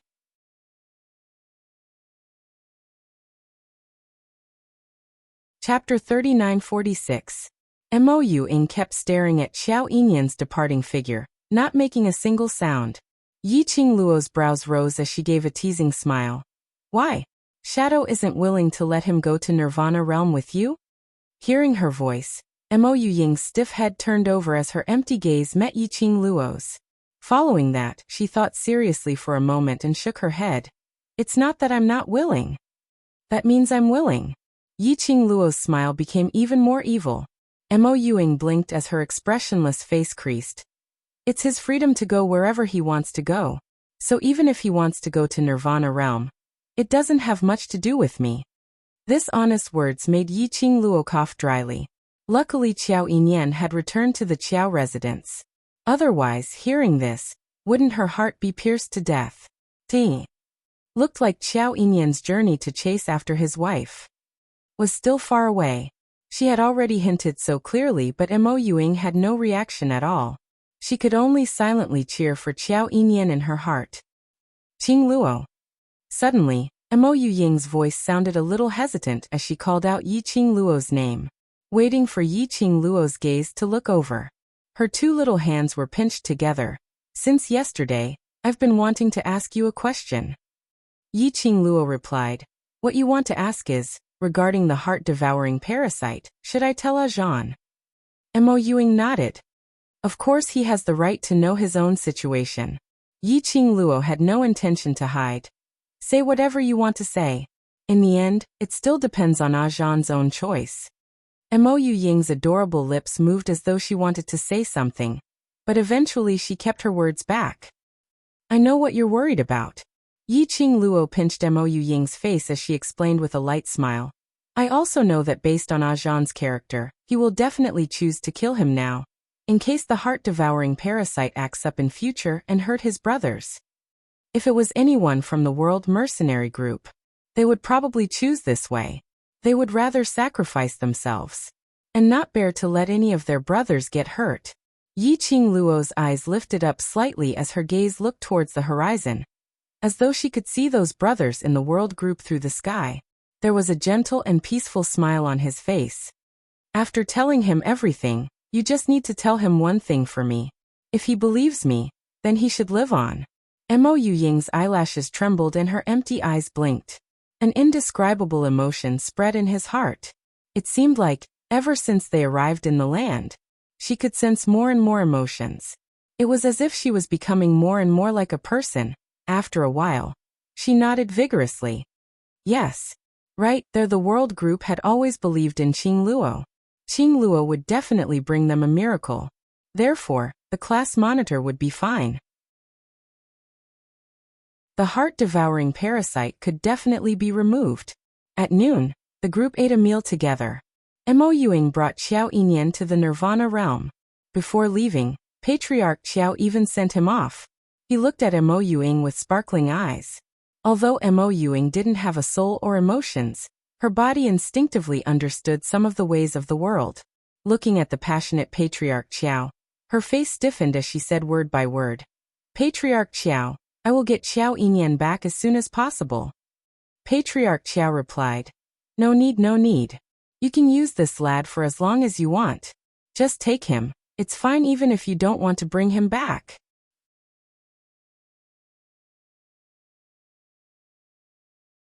Chapter 3947.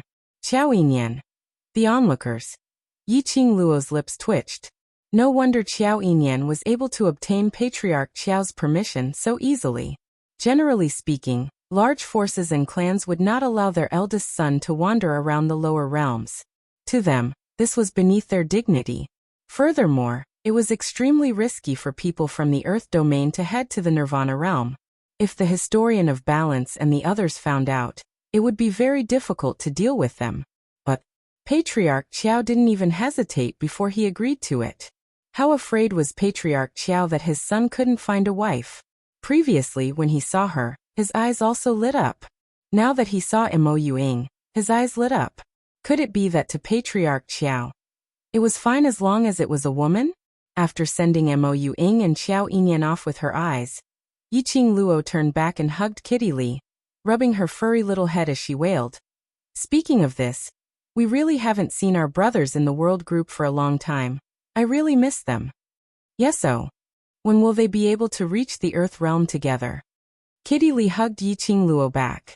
A cold gaze was fixed on the two of them. Yiqing Luo directly ignored it as she hugged the soft kitten, comforting Shadow's reluctant heart as she sent him off.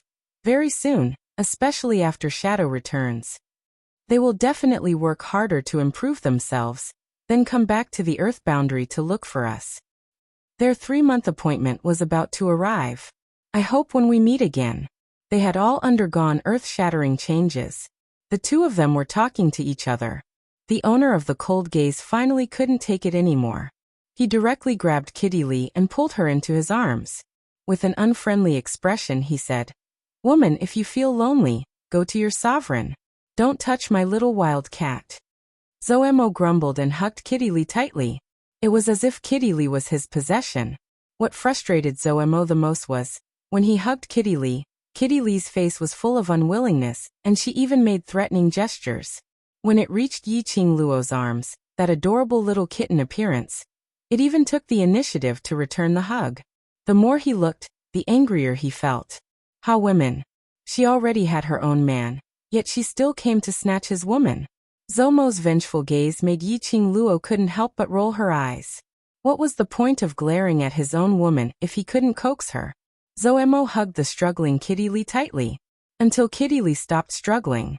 Zomo's expression eased up a little, but the expression he shot at Yiqing Luo was still rather unfriendly. Speaking of which, where did your man go? I haven't seen him for a day. As soon as he finished speaking, the expression on his face became extremely annoying. And little Qinggu also disappeared. TSK, a single man and a single woman. Yiqing Luo gave him a tight slap on the face and gave a fake smile. Ha, coax your own woman first. Look at your position in Cat's heart. It's not even comparable to me. What a waste of that face of yours. Yiqing Luo. Zoemo gritted his teeth as his heart was stabbed. Yiqing Luo couldn't be bothered with him as she turned around and left. Speaking of which, she really did not know where Mo Xian had gone to. Just as he returned to his room, he suddenly heard a slight noise outside the door. Just as Yiqing Luo was about to lie down on the bed, she raised her brows and looked towards the door. After a while, he heard a light knock on the door. The sound of knocking was very careful.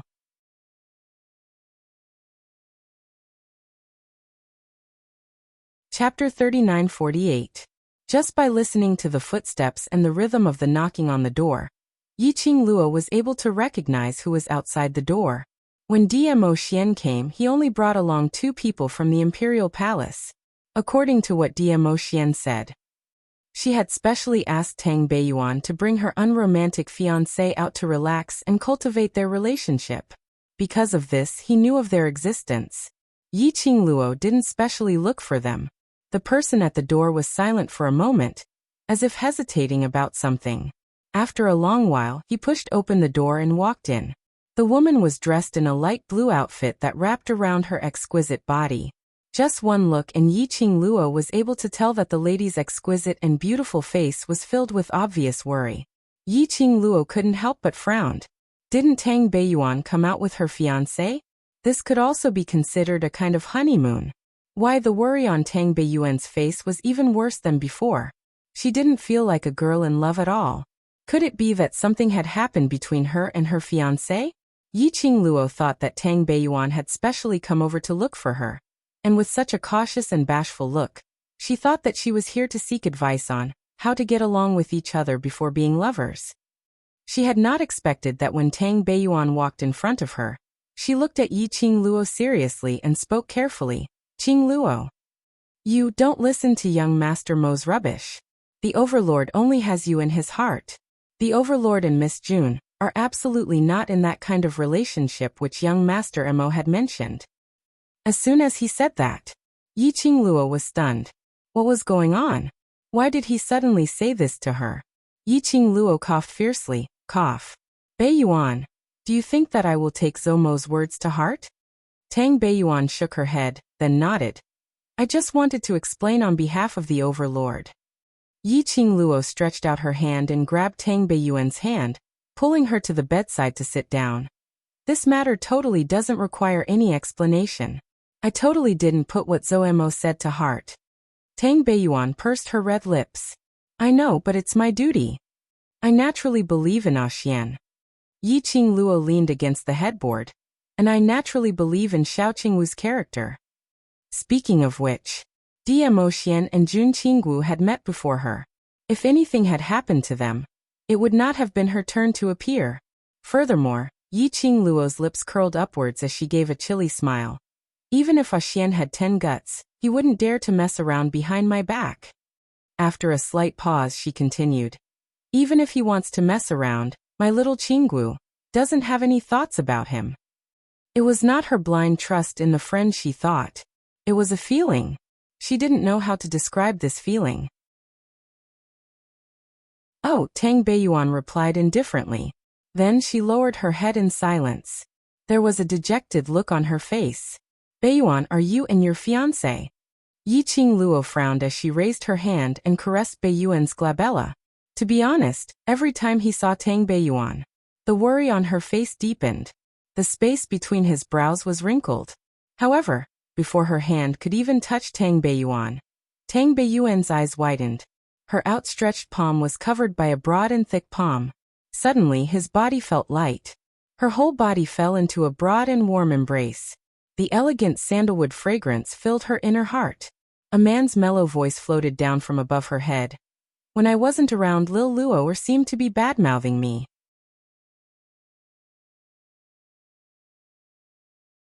Chapter 39-49. She hadn't seen the man for a day. Then she smelled the familiar male pheromones from the man.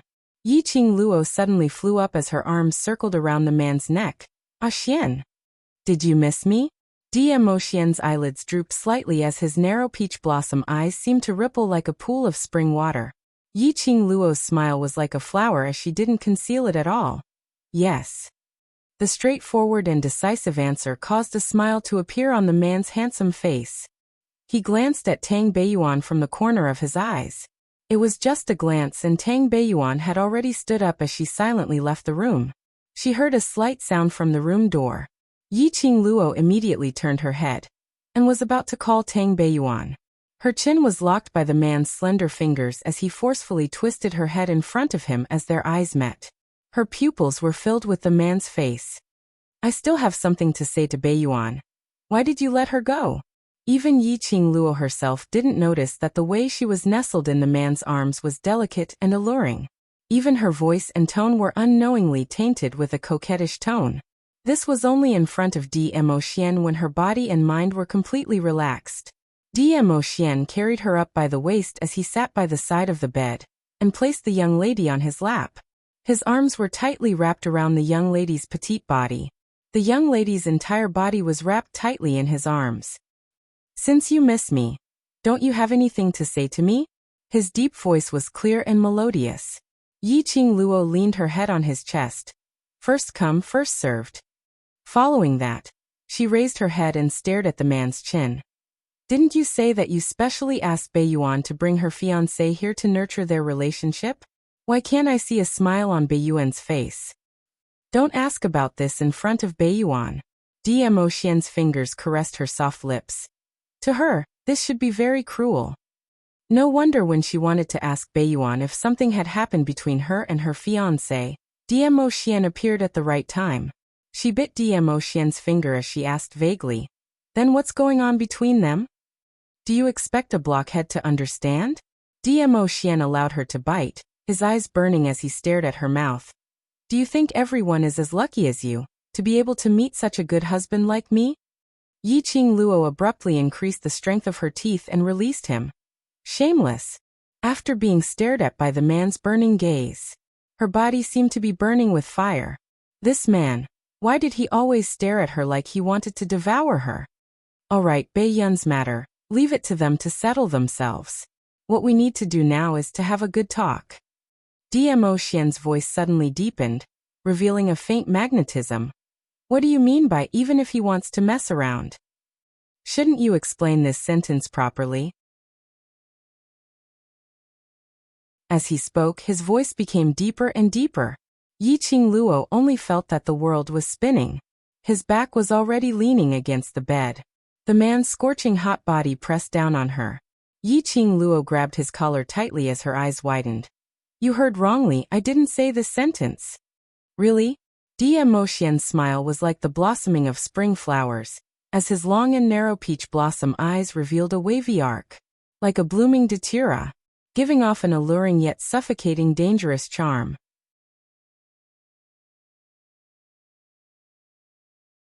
Chapter 3950. In your heart, am I someone who would mess around? Yiqing Luo wanted to avoid this question, but Mo Xian was overbearing. His warm breath even came directly to his face. Yiqing Luo's little body shrunk as she tried to move away from Mo Xian's confinement. The man's arm moved and locked onto her waist. Lil Luo, if you don't answer this question properly, you will be punished. Mo Xian gave an evil smile, as his eyes were filled with evil. That evil made Yiqing Luo feel her whole body turning soft, especially her waist. Wasn't he already fed? Why was he still like this? As though he had been hungry for a long time. Mo Xian suddenly locked her hand and pressed it on the bed. He bent over and his thin lips were already on her lips. Since you don't answer then, let's start my punishment directly. Yiqing Luo. You didn't even give me a chance to answer. Normal people would never be able to understand the thoughts of a beast. Yiqing Luo fainted from the torment. She didn't know if she fainted for a while or for a long time. Yiqing Luo felt her sore body turning numb. Following that, she felt warmth spreading throughout her body. She sighed comfortably as she lazily lifted her eyelids. She then discovered that she was leaning against a bathtub. The warm water covered her neck. The temperature was just right. There was a fragrance that seemed to be able to cleanse the body and mind. The fragrance entered her nose and her soul was purified. She closed her eyes comfortably as she felt drowsy. Suddenly, a hand covered her skin. The gentle touch washed the sweat on her body. Xian. She yawned as she lazily lifted her eyelids and glanced at Mo Xian who was behind her. Following that, her body moved and her head with water droplets came closer to the man's arms. It also soaked the man's clothes. Yiqing Luo smiled delightfully. Mo Xian looked at the young lady's tired face with that smile. He lovingly pinched her mischievous little face. He totally didn't care that his clothes were already soaked as he continued to gently wash the young lady's body. Yiqing Luo closed her eyes and leaned into the man's arms, enjoying his service. I haven't seen you for a day. What on earth did you and little Qinggu do? Yiqing Luo's voice sounded lazy, with a tinge of a young lady's softness. Mo Xian chuckled softly. His melodious voice, in the midst of the mist, was a little more seductive. Why? Didn't you say that you absolutely trust her? I'm just curious and worried. Yiqing Luo rolled her eyes at him and purposely splashed some water on the man's face. He ran out without saying a word and didn't report back for a day and a night. Even if she knew that Mo Xian would be fine. But he would also worry. Mo Xian couldn't help but laugh at the young girl's childish actions. He lowered his voice and said with a chuckle, since it's already wet, I don't mind if it gets a little wetter. As the man's voice fell, her delicate body suddenly felt light. Then water splashed in the bathtub. The man's tall body fell into the bathtub. Yiqing Luo cried out softly as she hooked her arms around the man's neck. The man was only wearing a thin inner garment. He took a soak in the water, and was dilly-dallied by the young lady again. It was already opened, revealing a large piece of skin. Their bodies were pressed together. Mo Xian hugged the young lady tightly and whispered into her ear, "It's my fault. There won't be a next time."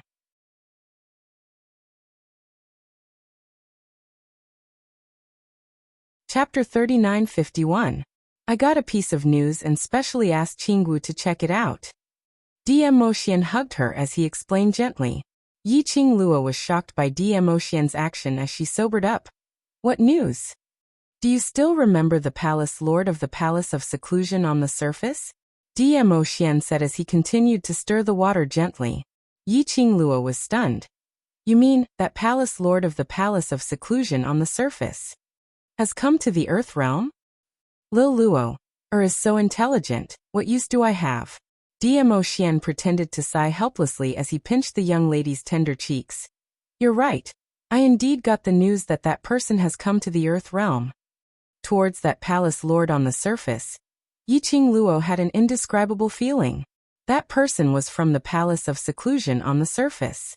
And apparently he had a close relationship with the real mastermind of the Palace of Seclusion. But his attitude towards her was very strange. It wasn't like the Palace of Seclusion, who had deep enmity towards her. Instead, he seemed to be helping her several times. Towards that person's identity, Yi Qingluo was still very concerned about it. Her slender brows creased slightly. Then has Lil Qinggu found out? DM Moxian lowered his eyelids as he looked at the young lady who was obviously interested. He bent down and bit the tip of her nose. Lil Luo, is very interested in that person? Yi Qingluo was in pain as she struggled to push the man away. Water splashed up. She covered her nose as she stared at him in annoyance. I'm just curious who he is. DM Moxian tightened his arms as he hugged her tightly.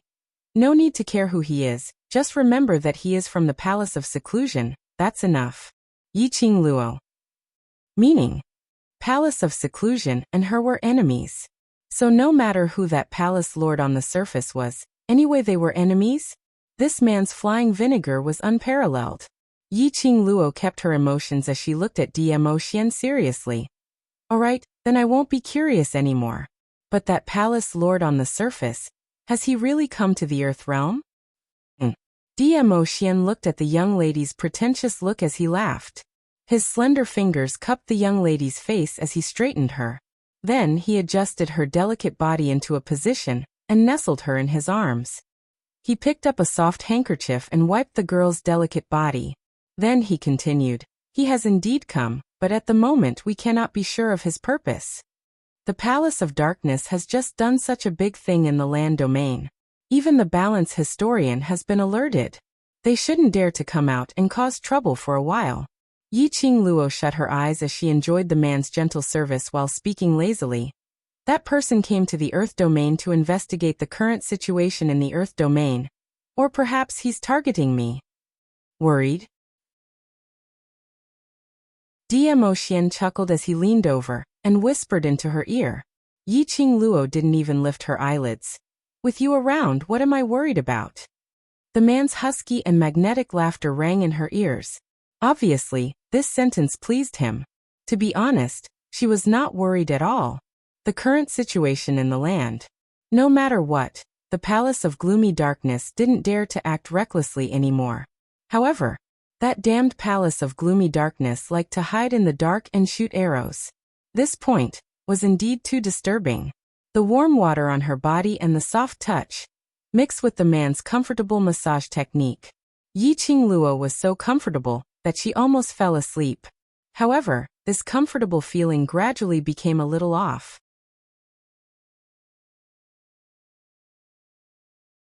Chapter 3952. Yi Qingluo. He had tormented her so much that she had fainted. Hadn't he been satiated yet? Yi Qingluo opened her eyes expressionlessly as she grabbed his hand. Did you think I had really fallen asleep? Do you think I look like such a beast? His lips curled as his hoarse laughter was deep and pleasant to the ears. Yi Qingluo increased the strength of her fingers as she pinched his hand and replied without hesitation. Yes. DM Moxian's laughter became even more alluring as he leaned close to her ear and breathed out warm air. Since Lil Luo, has said so, your husband will naturally meet Lil Luo's expectations. That seductive voice was like a small hook that tugged at her heartstrings. The next moment, her petite body suddenly felt light. Water splashed. She was pulled by a force as her face faced towards DM Moxian's direction, facing the man. Yi Qing Luo panted lightly as her hands instinctively circled around the man's neck. Her petite body fell onto the man's chest. And, damn you beast. Yi Qing Luo had yet to regain her senses when the man's action made her sink into oblivion. In front of her eyes, it was as if fireworks had bloomed, extremely splendid. After that, Yi Qing Luo really fainted and only climbed up the next afternoon. She simply wanted to cry but had no tears. She should be proud. Where was her man's battle power? Or should she mourn for her future days? She would die in that beast's arms? And, why is your face so ugly after you woke up? Just as she was cursing a certain beast in her heart, a beast's voice was heard by the side of her ear. Just hearing this voice, Yi Qing Luo felt her waist and legs turning soft. Her line of sight moved. She saw that peerless man leaning over by the side of the bed. His hand moved. Her soft petite body fell into his arms. Yi Qing Luo gave a humph as she shifted in his arms and found a comfortable position to nestle. Looking at your expression. Could it be that you're not satisfied with my performance last night? Dmo Xian's brows were filled with a smile. That smile was like the blooming of spring flowers, captivating one's soul. Yi Qing Luo, on the other hand, quivered a little as her comfortable face trembled twice. Satisfied. Satisfied. I couldn't be more satisfied. She was afraid that the man would continue. Since my performance last night was not satisfactory, I will perform well tonight. If she really hears this, she reckons that you will die. But Yi Qing Luo had apparently underestimated a certain beast's degree of beastliness. After the young girl finished her words, Yi Zichen's eyes widened. The smile in the man's eyes deepened. His handsome face, which was filled with seduction and cold lines, also became much gentler. He chuckled. He laughed so hard that Sue almost exploded. Then his slender fingers clasped the girl's chin. A warm kiss landed on her lips. His kiss was infatuated. It made Yi Qing Luo, whose waist and legs were originally sore, even softer and softer. Her eyes, which had just woken up, were about to tear up.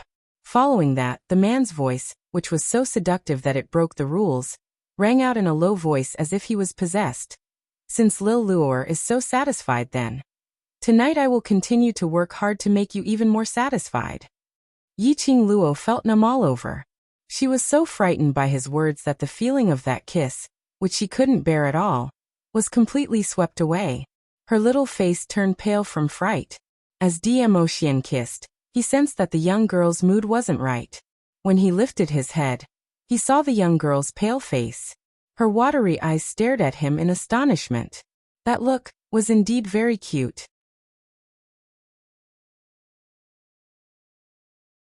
Chapter 3953. Looks like Lil Luo was really frightened last night. Next time he had to control himself. Frighten Lil Luo. For a long time to come, Lil Luo would probably not let him touch her. Dmo Xian's eyes were filled with smiles as he leaned over and kissed her lips. It made the young girl's pale face blush. Only then did he release the girl's lips and let her go. I promise, next time I will be gentler. His laughter was low and hoarse as he reached out to pull the robe by the side and helped Yi Qing Luo change into it.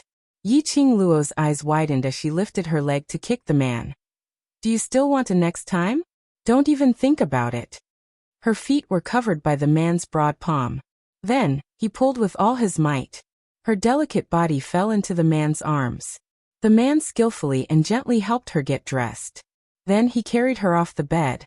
Next to him, toiletries were already prepared. Yi Qing Luo didn't want to move as she completed a series of actions to wake up under Dmo Xian's care. She had deliberately splashed the water on the man several times. He didn't even look the slightest bit displeased. His actions were still as gentle as ever as he helped her wipe away the water. Working hard without complaint, not retaliating when hit, not rebutting when scolded, made Yi Qing Luo feel much better. The expression on his face softened a little. In such a sweet atmosphere, the room was filled with pink bubbles. Yi Qing Luo dressed neatly and walked out of the room. She rejected Dmo Xian's request to carry her all the way. When she woke up, it was already noon. If she allowed Dmo Xian to carry her out, wasn't this clearly telling everyone, what did she and Dmo Xian do last night? Moreover, his entire body was sore and limp. If he didn't move, he would die. She would only feel worse. Yi Qingluo left the room and was pulled by Dmo Xian to the main hall. Piping hot dishes had already been prepared in the hall. Yi Qingluo rubbed her tummy as she snorted coldly at Dmo Xian. At least he knew his place. He knew that she was exhausted last night. Now she knew that he had taken good care of her every little bit. Amen. Yi Qingluo was like a tsundere little princess as she took her seat. After a while, Lao Lai heard that she had woken up and rushed over. After seeing the table full of delicacies, he reached out and grabbed the table. As he grabbed, he said, "Madam D, I've been waiting for you for so long, just now." "Ah, Lord, what are you doing?" His hand had yet to reach over. It was caught between two chopsticks. It was Dizun. That cold gaze and the strength of the chopsticks sent chills down Old Lai's spine. He immediately retracted his hand and shrunk it into his chest. He was filled with grief and indignation. "Dizun, these were specially prepared for D Foreign. If you don't want me to touch them, just tell me. Why do you have to be so cruel?" Dmo Xian did not even cast a glance at him. Throwing the wooden chopsticks aside, he picked up a new pair of chopsticks and started to serve Yi Qingluo. Yi Qingluo took a look at the aggrieved Old Lai as she ate the food which Dmo Xian sent to her mouth and said, "What did you say earlier? Is there something urgent you need me for?"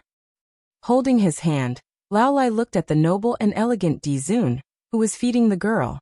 Then he looked at his swollen hand. They were all humans, but why was there such a huge difference between them? "Pei Sheng is looking for you. He said that today is the first auction of the treasure gathering, and he hopes that you can be present," Lao Lai said in an aggrieved tone. Wearing that horrifying old face, he used such an aggrieved tone. Yi Qingluo felt her hair stand on end. She had just shivered.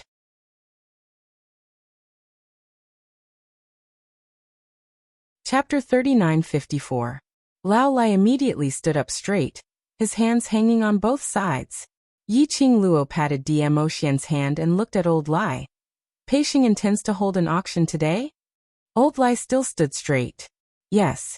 This morning, Pei Sheng came to invite you, but Lord Dizun stopped him." Yi Qingluo nodded. "I'll head over after I finish eating." Old Lai took a look at Dmo Xian, and his body flashed towards the door. "I've already conveyed the message. I'll go to the treasure gathering exchange first. All of you take your time to eat." His vigorous posture made it impossible to tell that he was an old man over 50 years old. "Eat slowly, there's no hurry." Dmo Xian sent the food to her mouth. "We'll go over later." Yi Qingluo looked at the table full of delicacies. She knew that these were meticulously prepared by Dmo Xian.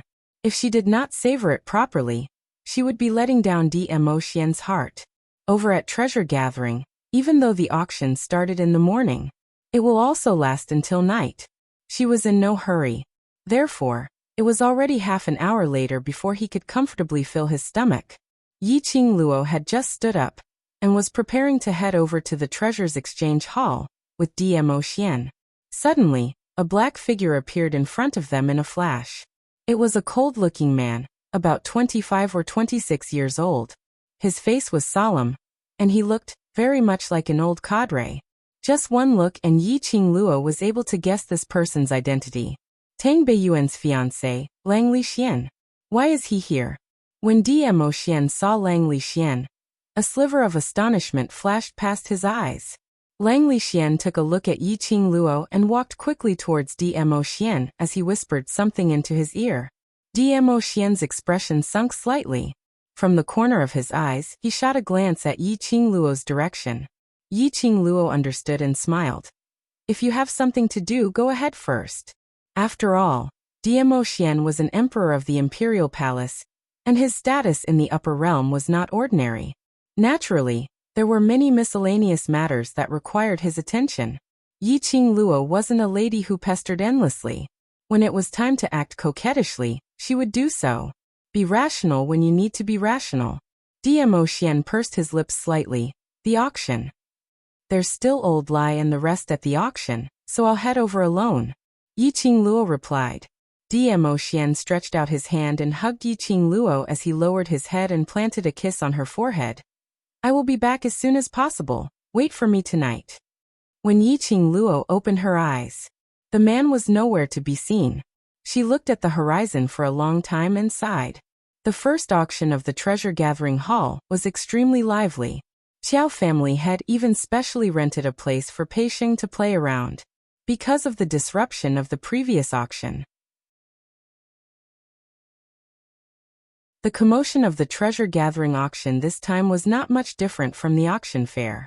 The big shots of many forces came to keep watch.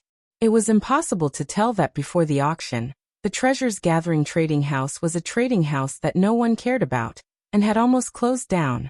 Yiqing Luo didn't want to cause too much of a commotion, in case those big shots took turns to chat awkwardly. She specially adjusted her hairstyle and makeup, and also wore a veil to cover her face. Although his aura had weakened quite a bit, but it still couldn't hide her stunning beauty. Yiqing Luo had just walked out of the auction house, and was about to enter. Suddenly a number of ladies bumped into her from behind. They were chattering as fragrant powder was scattered all over. Yiqing Luo frowned slightly as she evaded the lady when she bumped into her.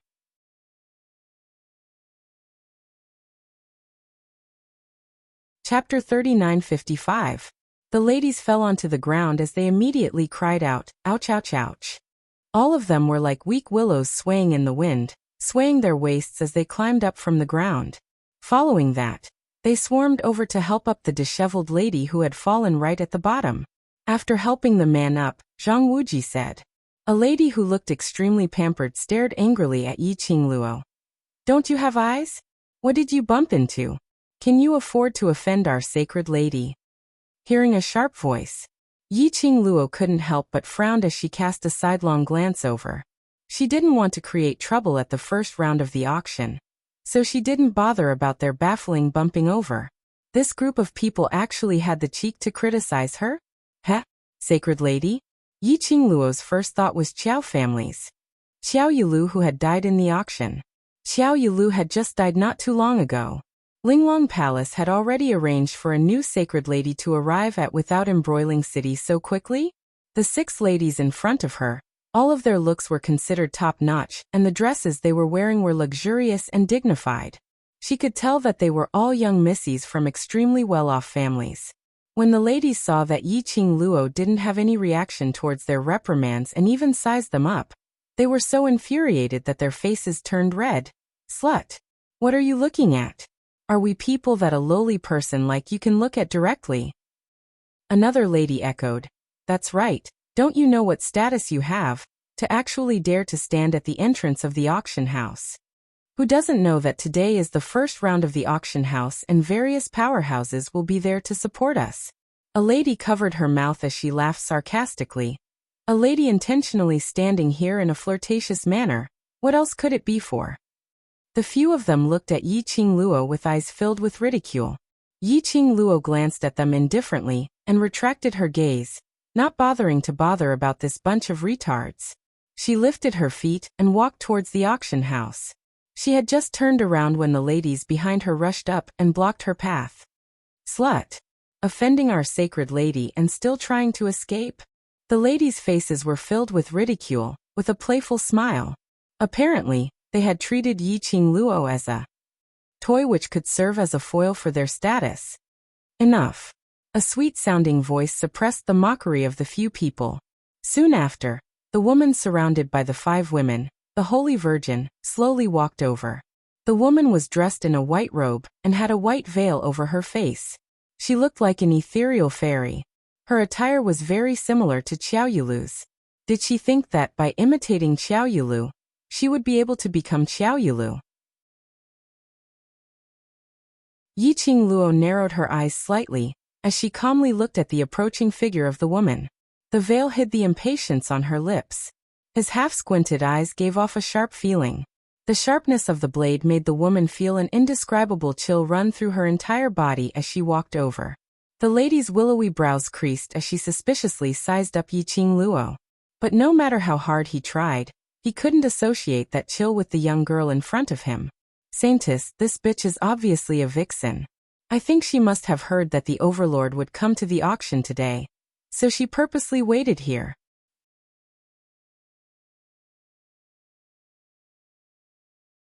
Chapter 3956. The arrogant lady's voice wasn't considered soft. Yi Qingluo was closer, so she naturally heard what she said. When she heard the words overlord, her brows couldn't help but rose. Did they just say Xian? This lady who was addressed as Sacred Maiden was specially here to meet Xian? It was just a slight change in expression, but it was seen clearly by those ladies.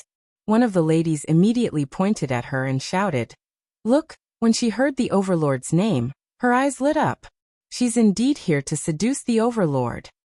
Slut! Who do you think you are? The overlord will only belong to our Sacred Maiden. The arrogant lady ridiculed and was delighted. This bunch of ladies, their mouths were really unforgiving. It was a barrage of words. There wasn't any intention to control their voices. It attracted the attention of the passers-by. This was the first auction of the treasure-gathering hall, and also the last auction of the treasure-gathering hall. Those who came and went were all people with extremely high statuses. It was extremely rare to hear such a scene of people scolding and pestering endlessly on the streets. Originally, they didn't want to bother about it. However, when he heard those women calling him His Majesty and Saintess again and again, he couldn't help but feel a little embarrassed. This made quite a number of people stop in their tracks as they crowded around. Some powerhouses' big shots recognized those few ladies. Those ladies were all from the Earth realm, and were the daughters of the top-ranked large clans. Among the large clans, their reputation was extremely good. To be able to make these noble young ladies flock to her. What kind of status did she have? Everyone sized up these few ladies as their eyes were filled with probing. But no one interfered in this matter. Seeing the surrounding big shots crowding around, those ladies didn't feel embarrassed at all. Instead, they felt even more interested. Especially that arrogant lady. Her chest puffed out even more and her waist straightened even more. The overlord is still waiting for our Sacred Maiden to meet up. He doesn't have the leisure to waste time with you here. Saying that, she arrogantly commanded, "Slut, earlier you've offended the Sacred Maiden. Kneel down and apologize to us and we'll forgive your offense." Yi Qingluo. Where did this severely retarded patient come from? Hurry and drag her back. Such a stupid and retarded way. Didn't she feel ashamed? Could it be that he didn't notice? The way the big bosses looked at them was definitely not supportive of their actions, right? Was he retarded or blind? In the face of this kind of trouble with a weak battle, Yi Qingluo didn't even want to bother about him. However, what made her slightly curious was whether the overlord they were talking about was the same person as her Xian. "Slut, are you scared, silly?" The arrogant woman shouted for some time, but didn't see any response from Yi Qingluo, so she raised her hand and pushed Yi Qingluo. Just as he moved, his wrist was locked by Yi Qingluo. Crack! The bones in the woman's wrist were broken. The arrogant woman let out a blood-curdling scream and withdrew her hand. "You! How dare you!" Yi Qingluo's action made those complacent ladies' atmosphere congeal as pairs of penetrating eyes stared over. Yi Qingluo took out her handkerchief and wiped her hand which she had touched earlier. Every strand of hair was carefully wiped. It was as if he had touched the plague. Then he threw the handkerchief on the ground. Following that, he raised his head slightly and looked at the few people in front of him. Yi Qingluo's brows were suffused with a faint smile. That smile was very cold. There was a kind of sharp feeling.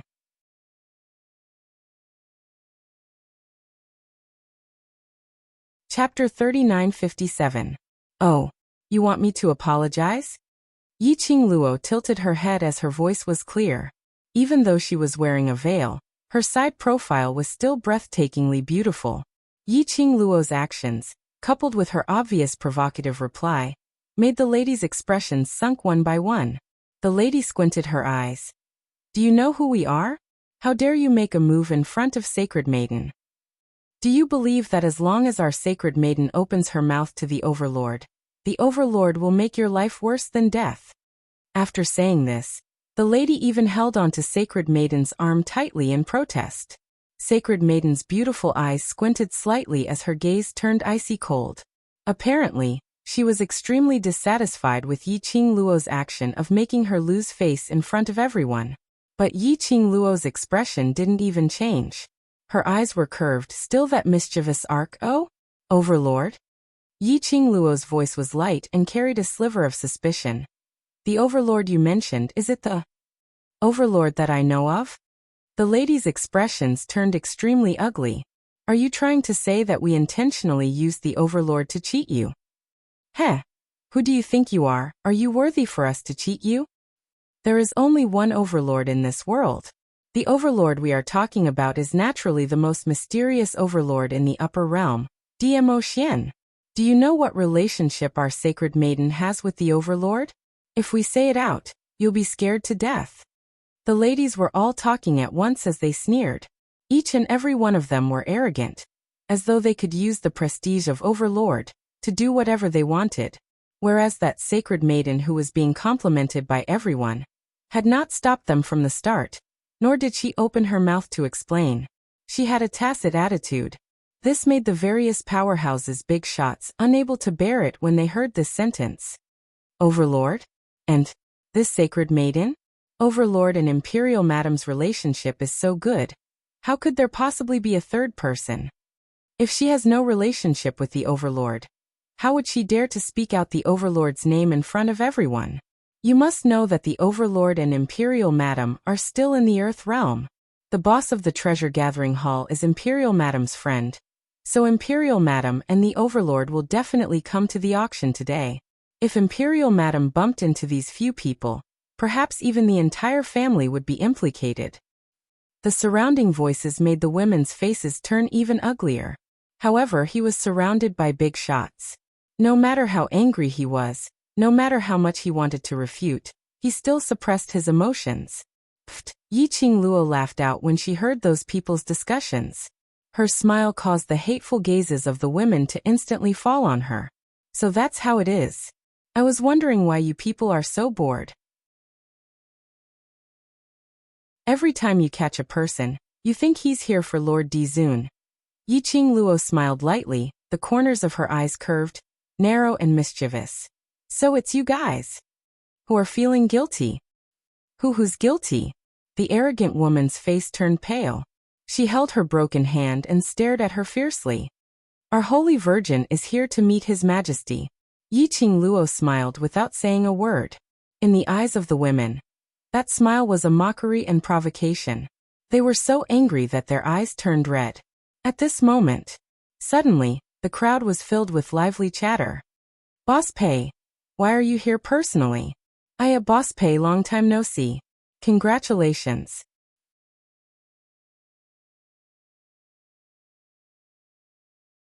Chapter 3958. As the greetings rang, everyone's gaze immediately shifted from the ladies towards Pei Sheng, who had just walked out of the auction house. Pei Sheng was dressed in a dignified and luxurious ink black brocade robe today. His hair combed neatly. He looked exactly like a rich young master. His every movement exuded an extraordinary aura and a graceful demeanor. In Yi Qingluo's eyes, it was as though the son whom she had raised had finally grown up. Pei Sheng didn't show any signs of stage fright in front of a group of big shots. With a slight smile, he nodded towards the crowd to express his greeting. That is the boss of the Treasures Exchange Hall. He looks so handsome. I didn't expect Boss Pei to be so young. He's walking towards us. Those few ladies looked towards Pei Sheng's direction as their eyes were almost glued onto Pei Sheng. The arrogant lady endured the pain as she leaned her body towards the sacred maiden, and after that, she shot a vicious and complacent look at Yi Qingluo. Did you see that? Boss Pei has personally come out to welcome our sacred maiden. You're dead meat. Pei Sheng was indeed walking towards them. His target was very decisive. He crossed the crowd and walked over. The few ladies were so agitated that their faces flushed red. Even the aloof and respectable sacred maiden in the middle had a faint complacent look in her eyes. Did Boss Pei hear about the small fight outside the auction house, and specially came over to mediate? He's indeed Boss Pei. He's personally here for such a small matter. He's really responsible. If what that sacred maiden said is true, then that young lady is probably in trouble. Who knows, Boss Pei and Imperial Madam are close friends, and if Sacred Maiden's words were to reach Imperial Madam's ears, Imperial Madam would not let this matter rest. The surrounding big shots were discussing as they watched the show. Pei Sheng walked to the front of the ladies. He paused as he took a look at those few coquettish ladies. After that, he was about to walk past them. Suddenly, a figure blocked in front of him. "Boss Pei, I'm so sorry to make you come out personally to fetch me." Pei Sheng was blocked. In front of him was a lady dressed in white with a veil. "Who was this lady? You don't even know her. Why did you fetch her?" Even though he was complaining in his heart, he still had to maintain a decent smile on his face. "This young lady. I know His Majesty asked you to come and pick me up, right?" The saintess maintained her elegant smile and raised her head slightly, looking very arrogant. "Dizun?" Pei Sheng subconsciously looked towards Yi Qing Luo. What and what? If the venerable sovereign were to pick someone up, it would be Luo. What does it have to do with this strange woman? Pei Sheng only heard from Old Lai that he sensed Yi Qing Luo's presence, and specially came to the entrance to receive her. He hadn't even reached Yi Qing Luo. However, he was stopped by these strange little girls. Whereas Yi Qing Luo stood by the side with her arms crossed, enjoying the show. He had not figured out the situation yet. Suddenly, a figure flew towards him. Pei Sheng was so frightened that he quickly moved to the side. He saw a woman, who had thrown herself at him a little too fiercely. She was unable to stand firmly for a moment and staggered a few times. Fortunately, the woman beside him pulled him back in time. The woman's face was spoiled and her eyes were red as she clutched her wrist and whimpered. "Boss Pei, you have to stand up for us. Look at that slut. She dealt me a vicious hand at your auction's entrance. Look at my hand. It's broken."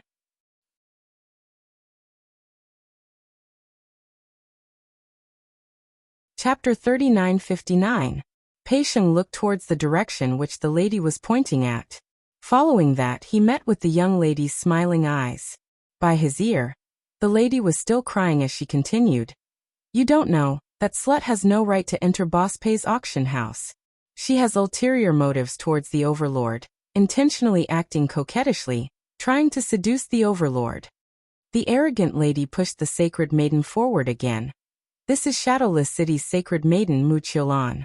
The reason why sacred maiden is here is firstly to take part in Boss Pei's auction, and secondly is to attend the overlord's appointment."